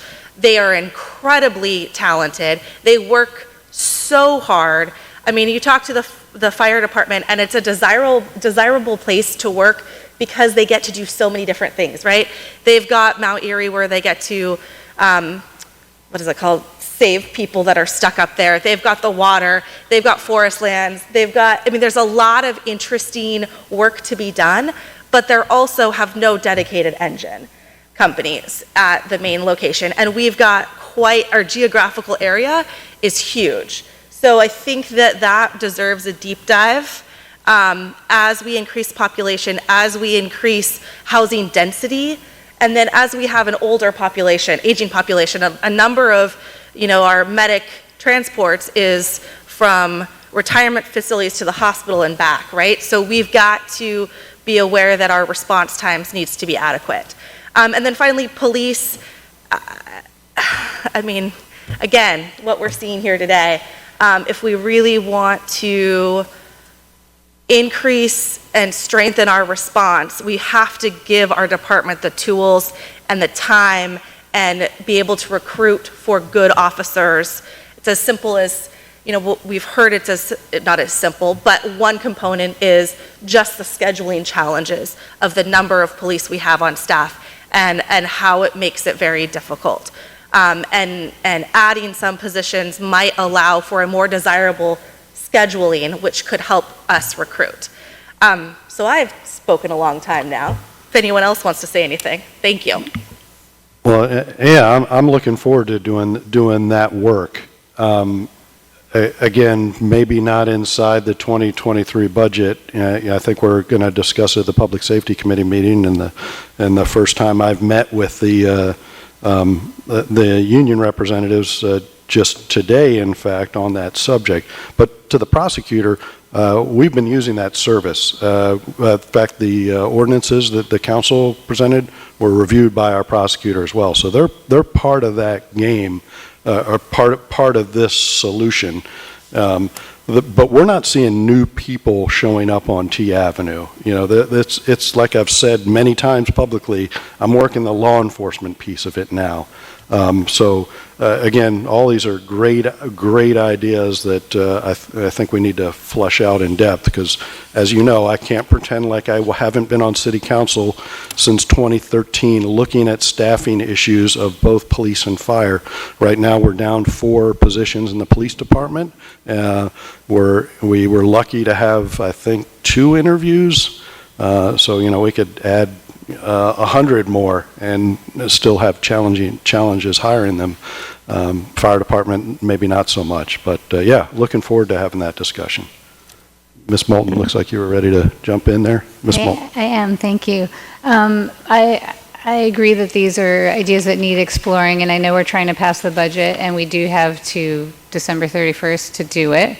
When we're talking about investments of say $50,000 for community response to help keep our people in our homes from an organization that from Mount Vernon where people have to travel who might have difficulty in even getting there. How many people, I can't tell you the exact number, but it's in the hundreds, that Community Action is already helping from Mount Vernon. So imagine the good they can do, 40 hours a week, full-time person, downtown Anacortes. I mean, the return on that dollar with us with no rent being charged, I think is a no-brainer personally. I'm really intrigued by the prosecutor idea. I think the conversation with Ms. Swetnam for like full-time, how much that could help. I mean, if it is paying twice as much for, instead of 4 days a month, we have someone 5 days a week, that deserves exploring as well. We've been hearing a lot from the fire department for years, and I believe we have a resolution that council passed in 2015 about adjusting staffing levels to reflect the number of calls or call levels of service, which calls have gone up, I think, 64% in the past 10 years. And I think the public has the right to make those decisions. It's not our decision, which I'm glad. The public is very, very concerned, obviously, about public safety, as has been heard a bunch tonight. So let's talk about putting that forward to people. And that's not about our budget. That's a whole different thing, but this is a really good time to address it. What am I forgetting? Oh, code enforcement. Let's talk about that. I mean, it's going to be the same amount of time. How are we going to best make that work? I mean, as I understand it, it's going to be the same cost. Like, how do we do it? And I agree that we need to not be as reactive. Let's be proactive, and let's do what we can to at least keep up, if not get ahead of these problems that are affecting people in their daily lives. And again, anything that we can do, everybody that's homeless is not a drug addict. I don't know the numbers, but like, we want to keep people in their homes. People don't lose their homes just because they're mentally ill and because they're addicted to drugs. There's income inequality in this country that's out of control and getting worse. And we know people who are struggling to keep their homes, never mind find homes. So yeah, let's talk. Mayor Miller. Mr. McDougall. I'm also really intrigued by these ideas, like the community action idea and that full-time staffer, and open to discussing the other items as well. I'm very interested in the levy lid lift for police and fire staffing. I mean, it's been made abundantly clear to us by the community over the course of several weeks that this is very much a priority, and it's something that we're just due to resources, amongst other things, we're struggling to address.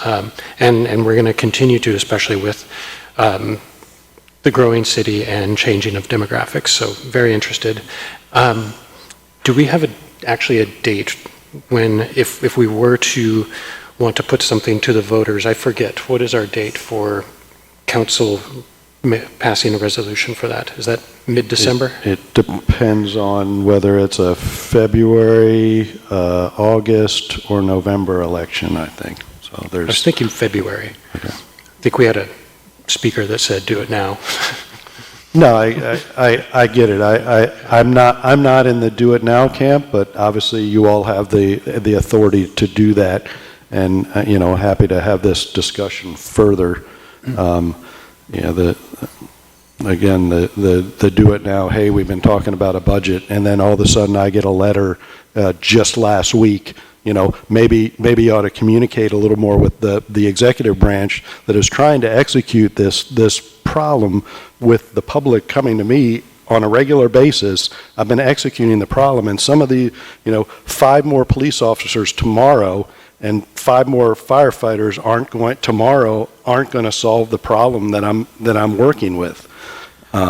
Equity inequality is not the issue that I'm going to be able to solve right now. I'm looking at the issue that the alligator closest to the canoe, and it's about 8 people who don't want to be part of our society living on the streets in Anacortes. Sorry, I didn't mean the do it now to come out in any kind of way. I just meant, I was kind of answering February. So, yeah. But I think February means probably sometime in December.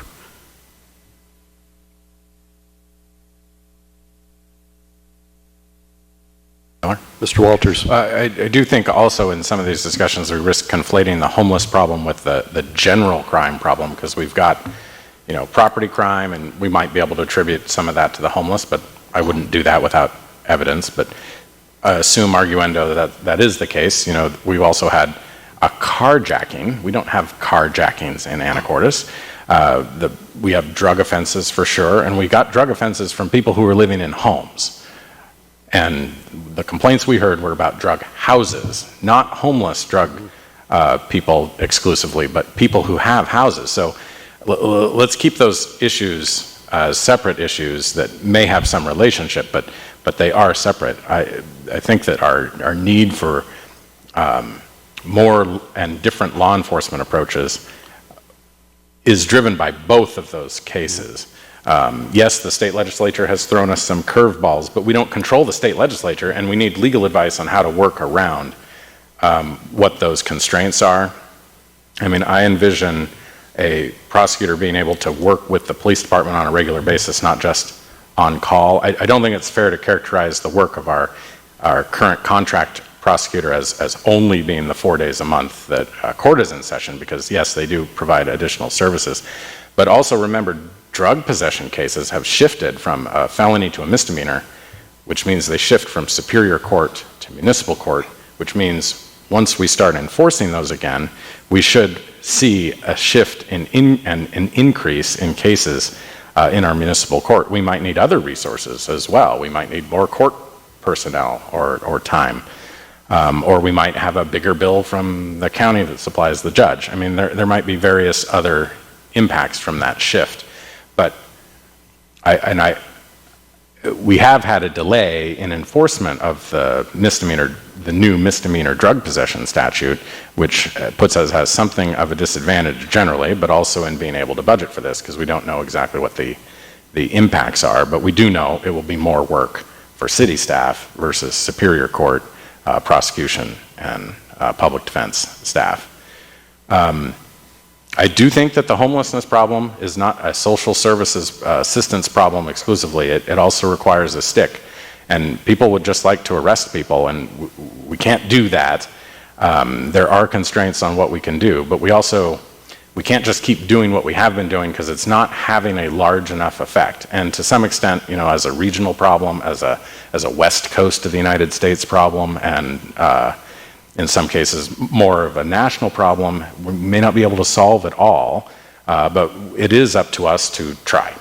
And so what we have been doing is having some effect, but not enough of an effect. So I think having more minds on this problem will help.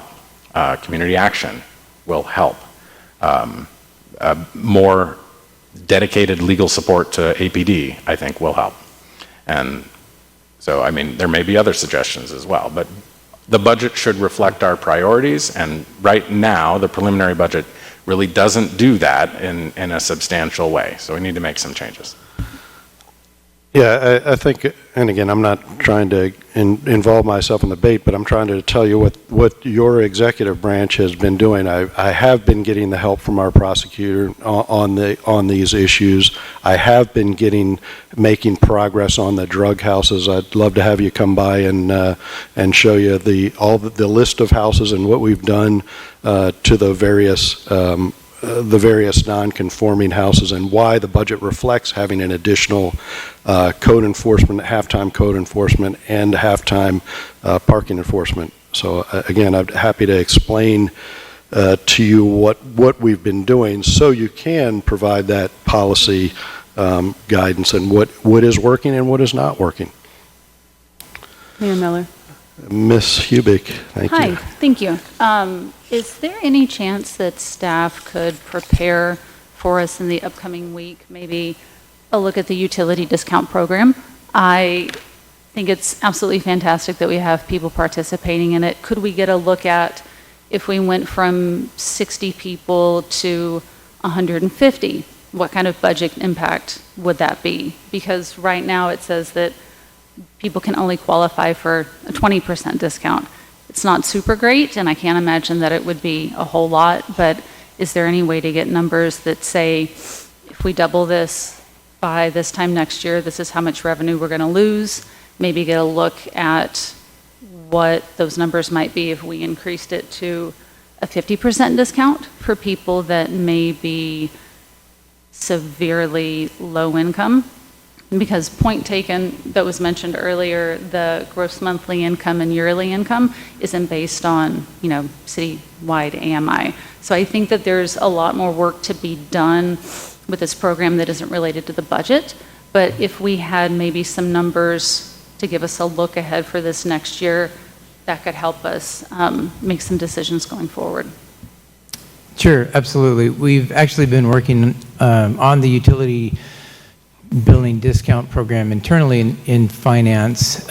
We've been looking at like different metrics and what makes sense, as Mr. Walters was talking about earlier, the amount of discount, the number of customers we have that qualify and the amount, it's quite small.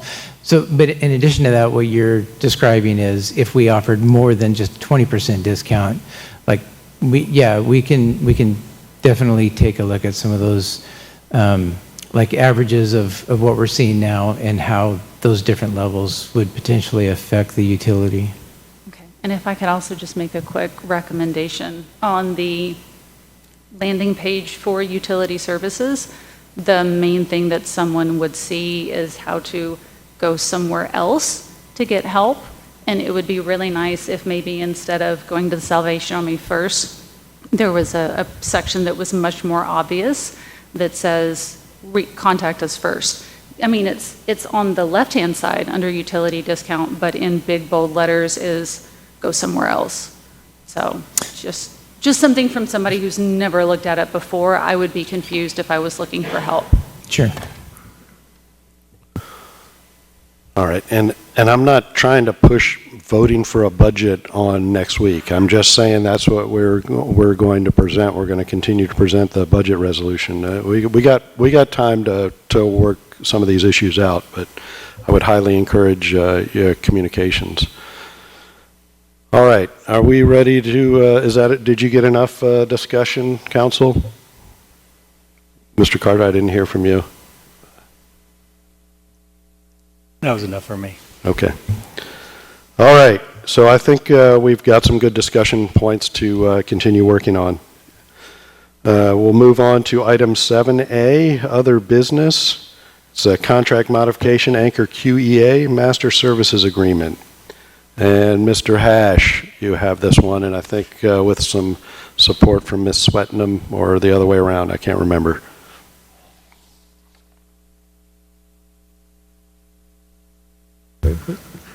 Good evening, Council and Mayor. Henry Hash, Public Works. We're going to talk about some fun projects now. As you're aware, we have been working on our old water treatment demo project for quite some time because it is a very sensitive project and has a lot of environmental issues. I'm happy to say that at this point, we are ready to move forward with the actual projects. I'm hoping by next year around this time, it would be all behind us. So we have two contracts before you tonight, which we seek your approval. One is with Anchor, and the other one is with Bayview. They're all here. I thank them for their patience here tonight. Has been a long wait. Ms. Julia Fitz of Anchor is going to give a presentation, tell you what the project is all about and what their services are going to cover. We also have Mr. Fred Bachenmeyer of Bayview, which is going to be a really special projects manager. He's here in case you have questions.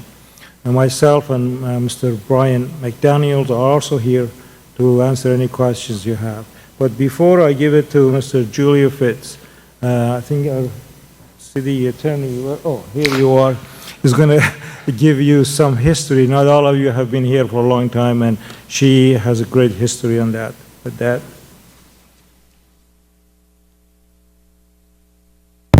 Oh, sorry. Thank you, Henry. Thank you, Mayor, Council.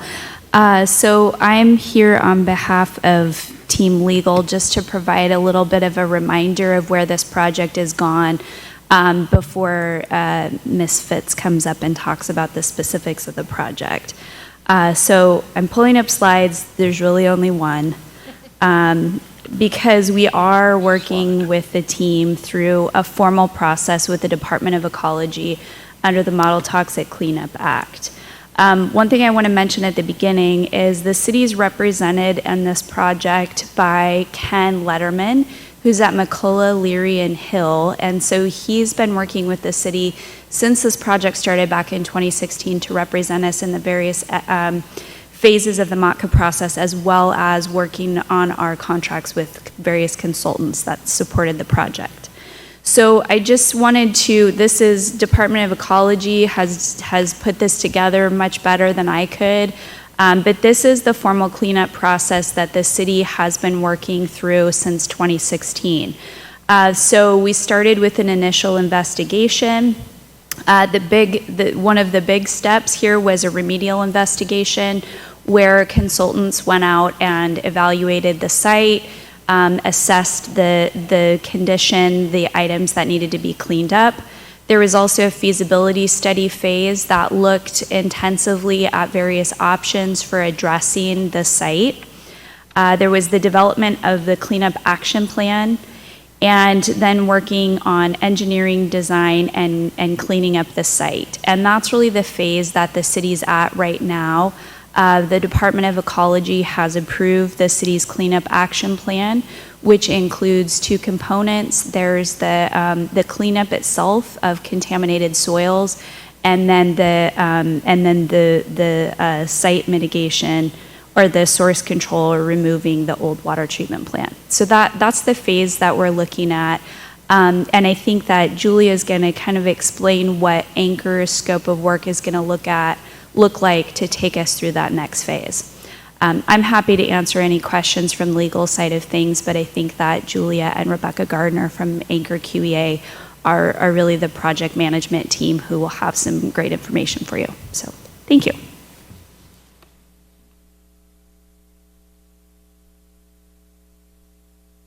Thank you, Darcy.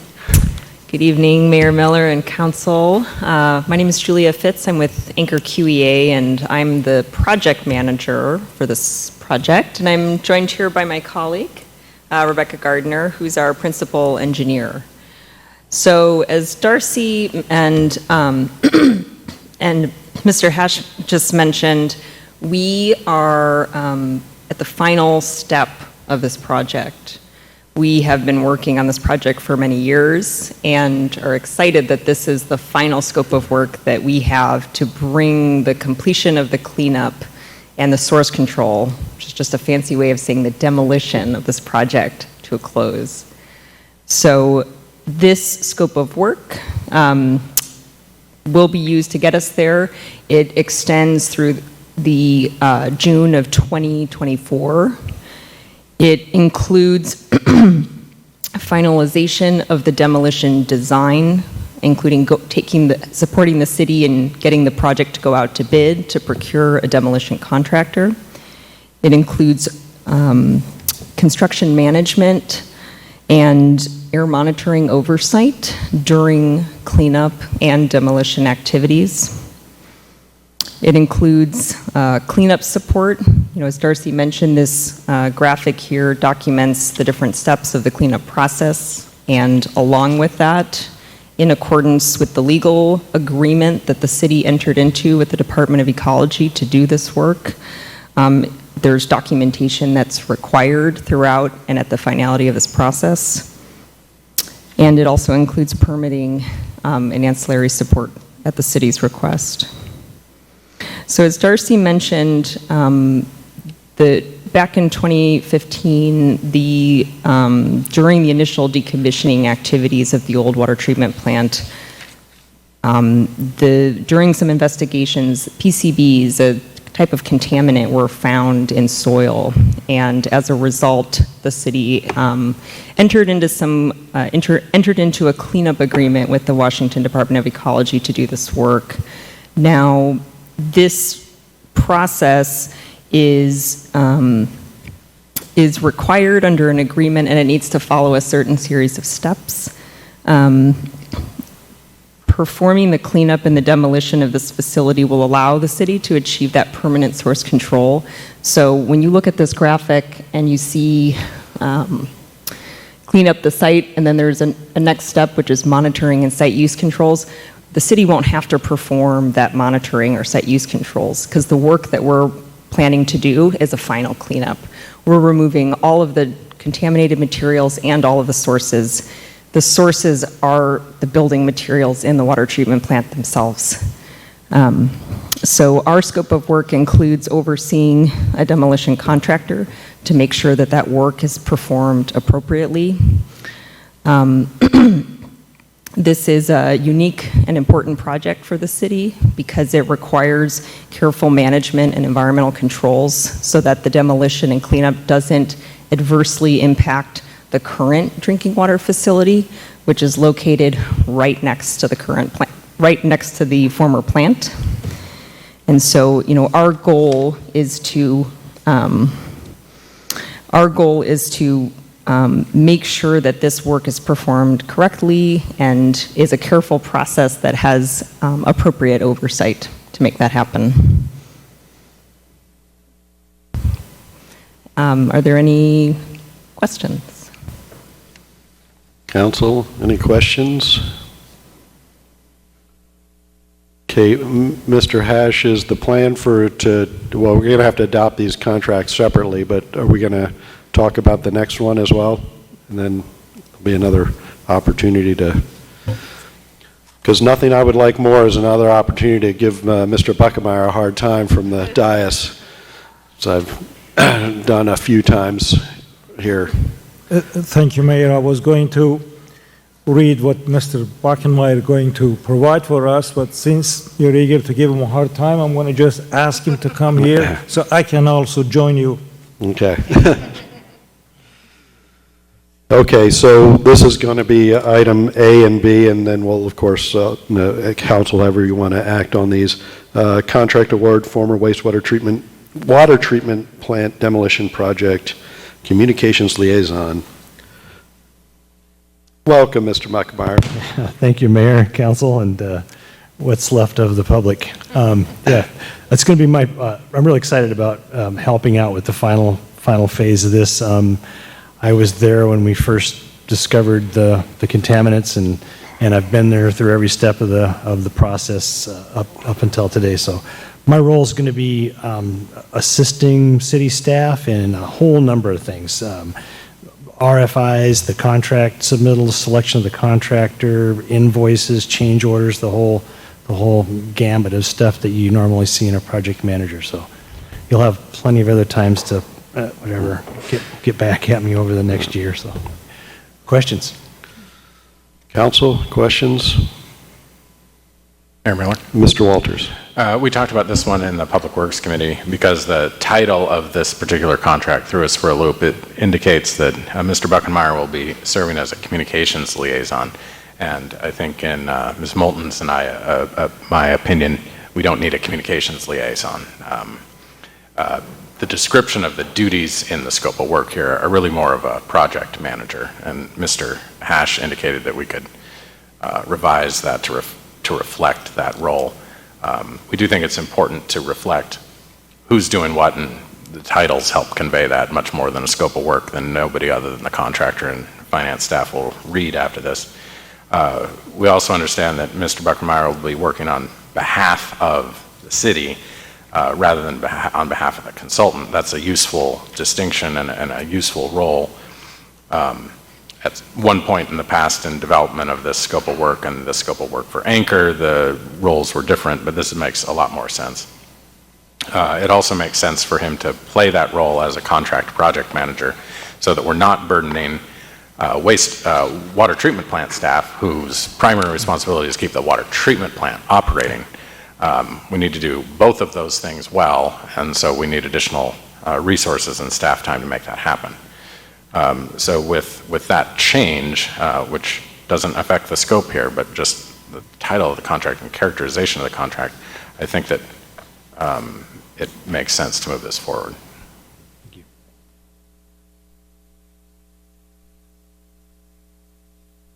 Thank you, Councilman. Yes, we agree with the title of Special Projects Manager.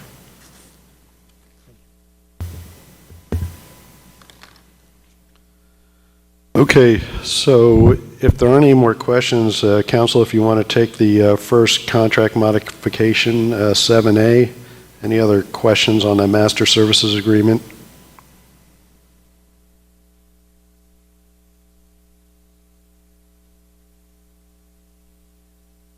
As much as I'd like to make a motion, I can't do that from this role, so Council. Mayor Miller, Ms. Moulton. I move that City Council authorize the mayor to sign a modification to contract 21024 LEG 001 with Anchor QEA LLC in the amount of $1,483,425, increasing the total contract price to $2,244,033. Second. Okay, a motion by Ms. Moulton, a second by Mr. McDougall to approve the contract modification to Anchor QAA as presented. Mr. Franciac, would you take the vote, please? Mr. Walters. Yes. Ms. Cleland McGrath. Yes. Ms. Moulton. Yes. Mr. McDougall. Yes. Ms. Hewitt. Yes. Mr. Carter. Yes. Motion carries. Okay, thank you. So 7B, and if you want to make a motion with the change to the contract, we can certainly to the, I think I heard special project manager instead of communication liaison. I would certainly entertain a motion. Mayor Miller. Ms. Hubick. I move that the City Council authorize the mayor to sign contract 22-204-WTR-002 with Bayview Consulting LLC in the amount of $70,000 to perform as the special project manager for the former WTP demolition project. Second. Okay, a motion by Ms. Hubick, a second by Mr. Walters to approve the contract award former WTP demolition as the special project manager. We'll get that language correct in the contract. Mr. Franciac. Mr. Miller, before we call for the vote, I also wanted to say that this is a complex process. It's been going on for quite a few years, and maybe this is the first time it's appeared at City Council in front of us.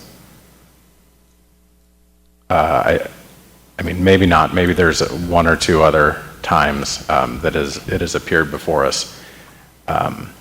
But it is the right course to have it in front of us like this so that we can take action on the contracts and that the contracts are not run through outside counsel and those kinds of things. This is the appropriate approach. And I think we improved this one in an ever so slightly but maybe consequential way. And having it in front of the public offers them an opportunity to comment and participate on it. So kudos to us, including the mayor's office, for having this in front of us today. Yeah, thank you, and sorry for reminding me after getting a motion in a second. Any additional discussion? Any other additional discussion? And again, it's a major project, $12.5 million, and all these management contracts always make me lose a breath a couple times when I think it. But it is the price of doing business the right way to make sure we do this project correctly. So, with that, Mr. Franciac, would you take the vote, please? Ms. Cleland McGrath. Yes. Ms. Moulton. Yes. Mr. McDougall. Yes. Ms. Hubick. Yes. Mr. Carter. Yes. Mr. Walters. Yes. Motion carries. Okay, we're on to item 7C, in other business, ordinance 4032, 1% property tax increase. This is discussion and possible action. Mr. Hoagland, I don't know if I gave you enough time to open up your slides. Thank you, Mayor, members of the council, members of the audience. Put together a couple of slides regarding the 1% property tax increase proposal so you could have an idea of what the impact would be. So this is really one of the very few areas that council has direct impact over.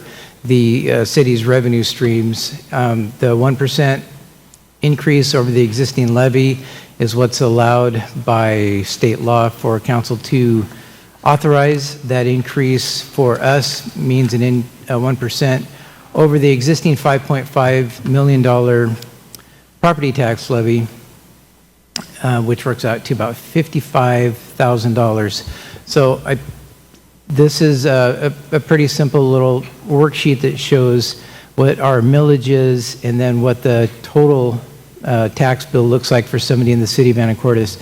It's based on, the millage is based on the citywide property assessments, which for this year is 4.7 billion, expressed in terms of thousands, which works out to 4.7 million, and then that's divided into the current levy of 5.5 million, giving a millage of $1.16 per thousand.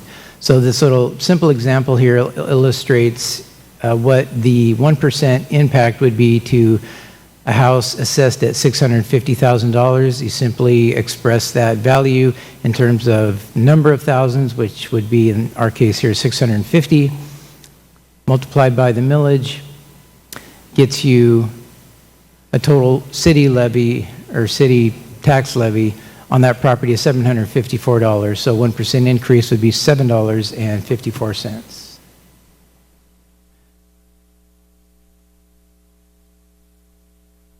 This matrix down here is all of the different taxing districts. In addition to the taxing districts, the state, port, and school district levies that Anacortes property owner pays. And this is that same information illustrated as a pie chart. So see, the state gets the lion's share at 31%, school district at 24%, the city gets 14%, likewise the county gets 14%, hospital gets 9%, and then a few other smaller districts round that out. We're required to adopt the 1% by ordinance. Ordinance number 4032 illustrates 1% plus what that translates into as a dollar amount at the $55,232.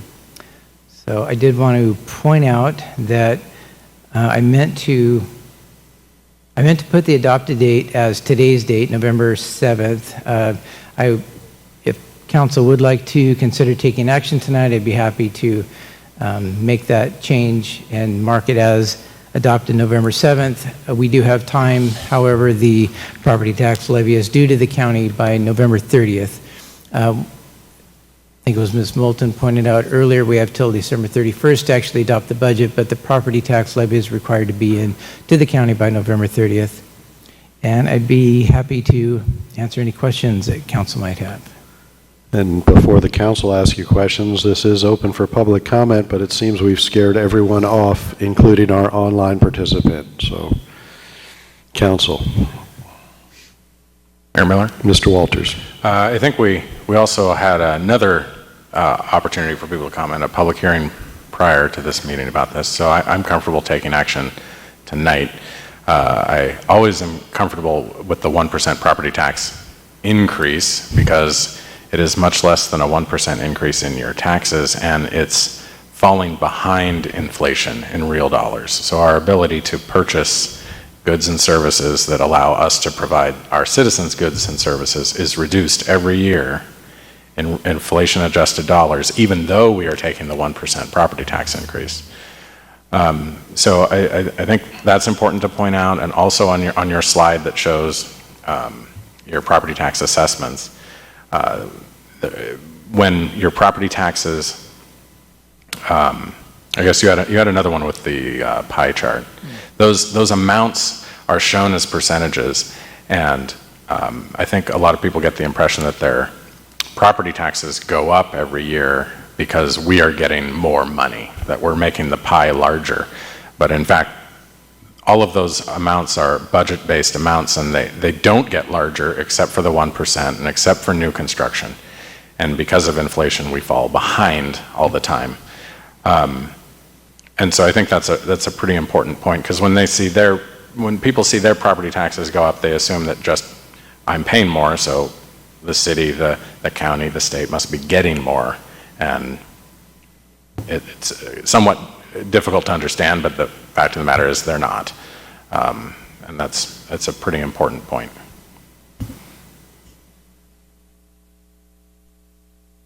Mayor Miller. Mr. Carter. So anytime we're looking at increasing something, I'm always going to not want to. And understanding that this increase is needed so that we don't fall behind. Because kind of that difference is if we didn't increase it, then it kind of compounds itself over the year. So I was looking at different ways that we could make up for the 55,000 versus instead of increasing on the citizens of Anacortes, try to find another way of bringing it in. What are the kind of complications, or are there ways that even for a 1 year we don't increase it, and for that 1 year we lower the stipend to the city council, because the amount we're paid monthly for the year is over $100,000.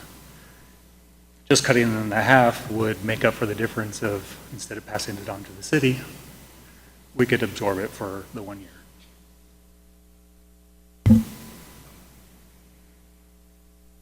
Okay, any other comments, council? Miller? Mr. Walters. I think Mr. Carter's suggestion to look at cutting expenses is a good one. I do want to clarify that no individual council member makes $100,000. You're speaking collectively. But we also never have anyone come to us suggesting a reduction in services. I mean, it would be very easy to eliminate the Anacortes Museum or the library or the Parks Department and save a whole lot of money, and we could lower the tax rate. But we know that that's not what people want to do because they're here for the Parks Department and for the library and for the museum. So I'm definitely sympathetic to that view, but we also have constituents that want all these things. So I don't see a way to actually make that happen without disappointing a lot of people who depend on that and who expect that from their city.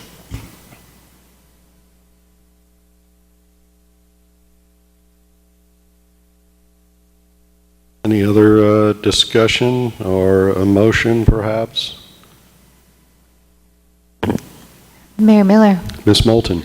I move to adopt ordinance 4032 authorizing a 1% property tax increase. Second. Okay, a motion by Ms. Moulton, a second by Ms. Hubick, and any additional discussion? Mr. Franciac, would you take the vote, please? Ms. Moulton. Yes. Mr. McDougall. Yes. Ms. Hubick. Yes. Mr. Carter. No. Mr. Walters. Yes. Ms. Cleveland McGrath. Yes. Motion carries. Okay, thank you. We're on to item D, ordinance 4024, daycare 2 facilities in the R4 zone.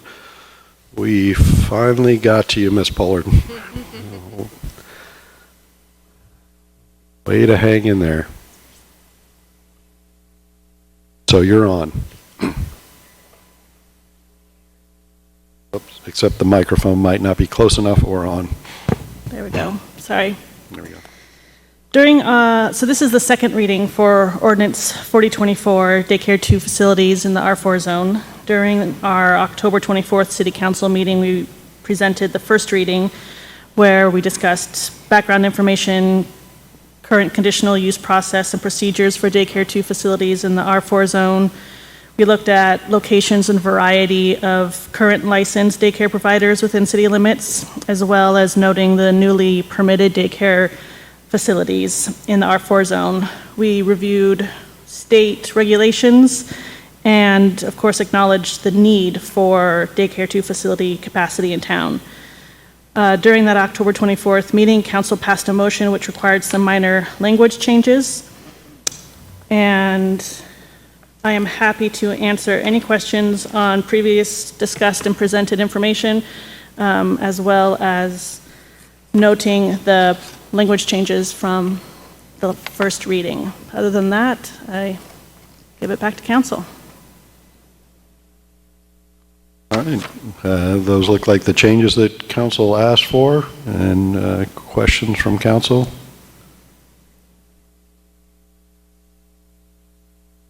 All right, awful quiet, and but listening for a motion as well. Ms. Cleland McGrath.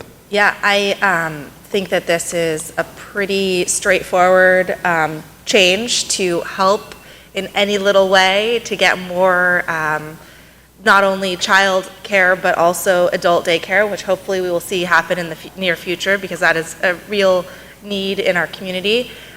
So I'm in support of this. We've discussed it quite a bit on our planning committee level, and I just want to say thank you very much, Ms. Pollard, for a great presentation last time, and then seeing just kind of that simple draft code language changes, super helpful. So thank you. I'm glad you're part of our team. So I move to approve ordinance 4024 as presented. Okay, motion by Ms. Cleland McGrath, second by Mr. Walters to approve ordinance 4024. Any additional discussion? Mr. Franciac, call for the vote, please. Mr. McDougall? Yes. Ms. Hubick? Yes. Mr. Carter? Yes. Mr. Walters? Yes. Ms. Cleland McGrath? Yes. Ms. Moulton? Yes. Motion carries. All right, thank you very much. Thanks for the good work. No further business. I'll adjourn the meeting.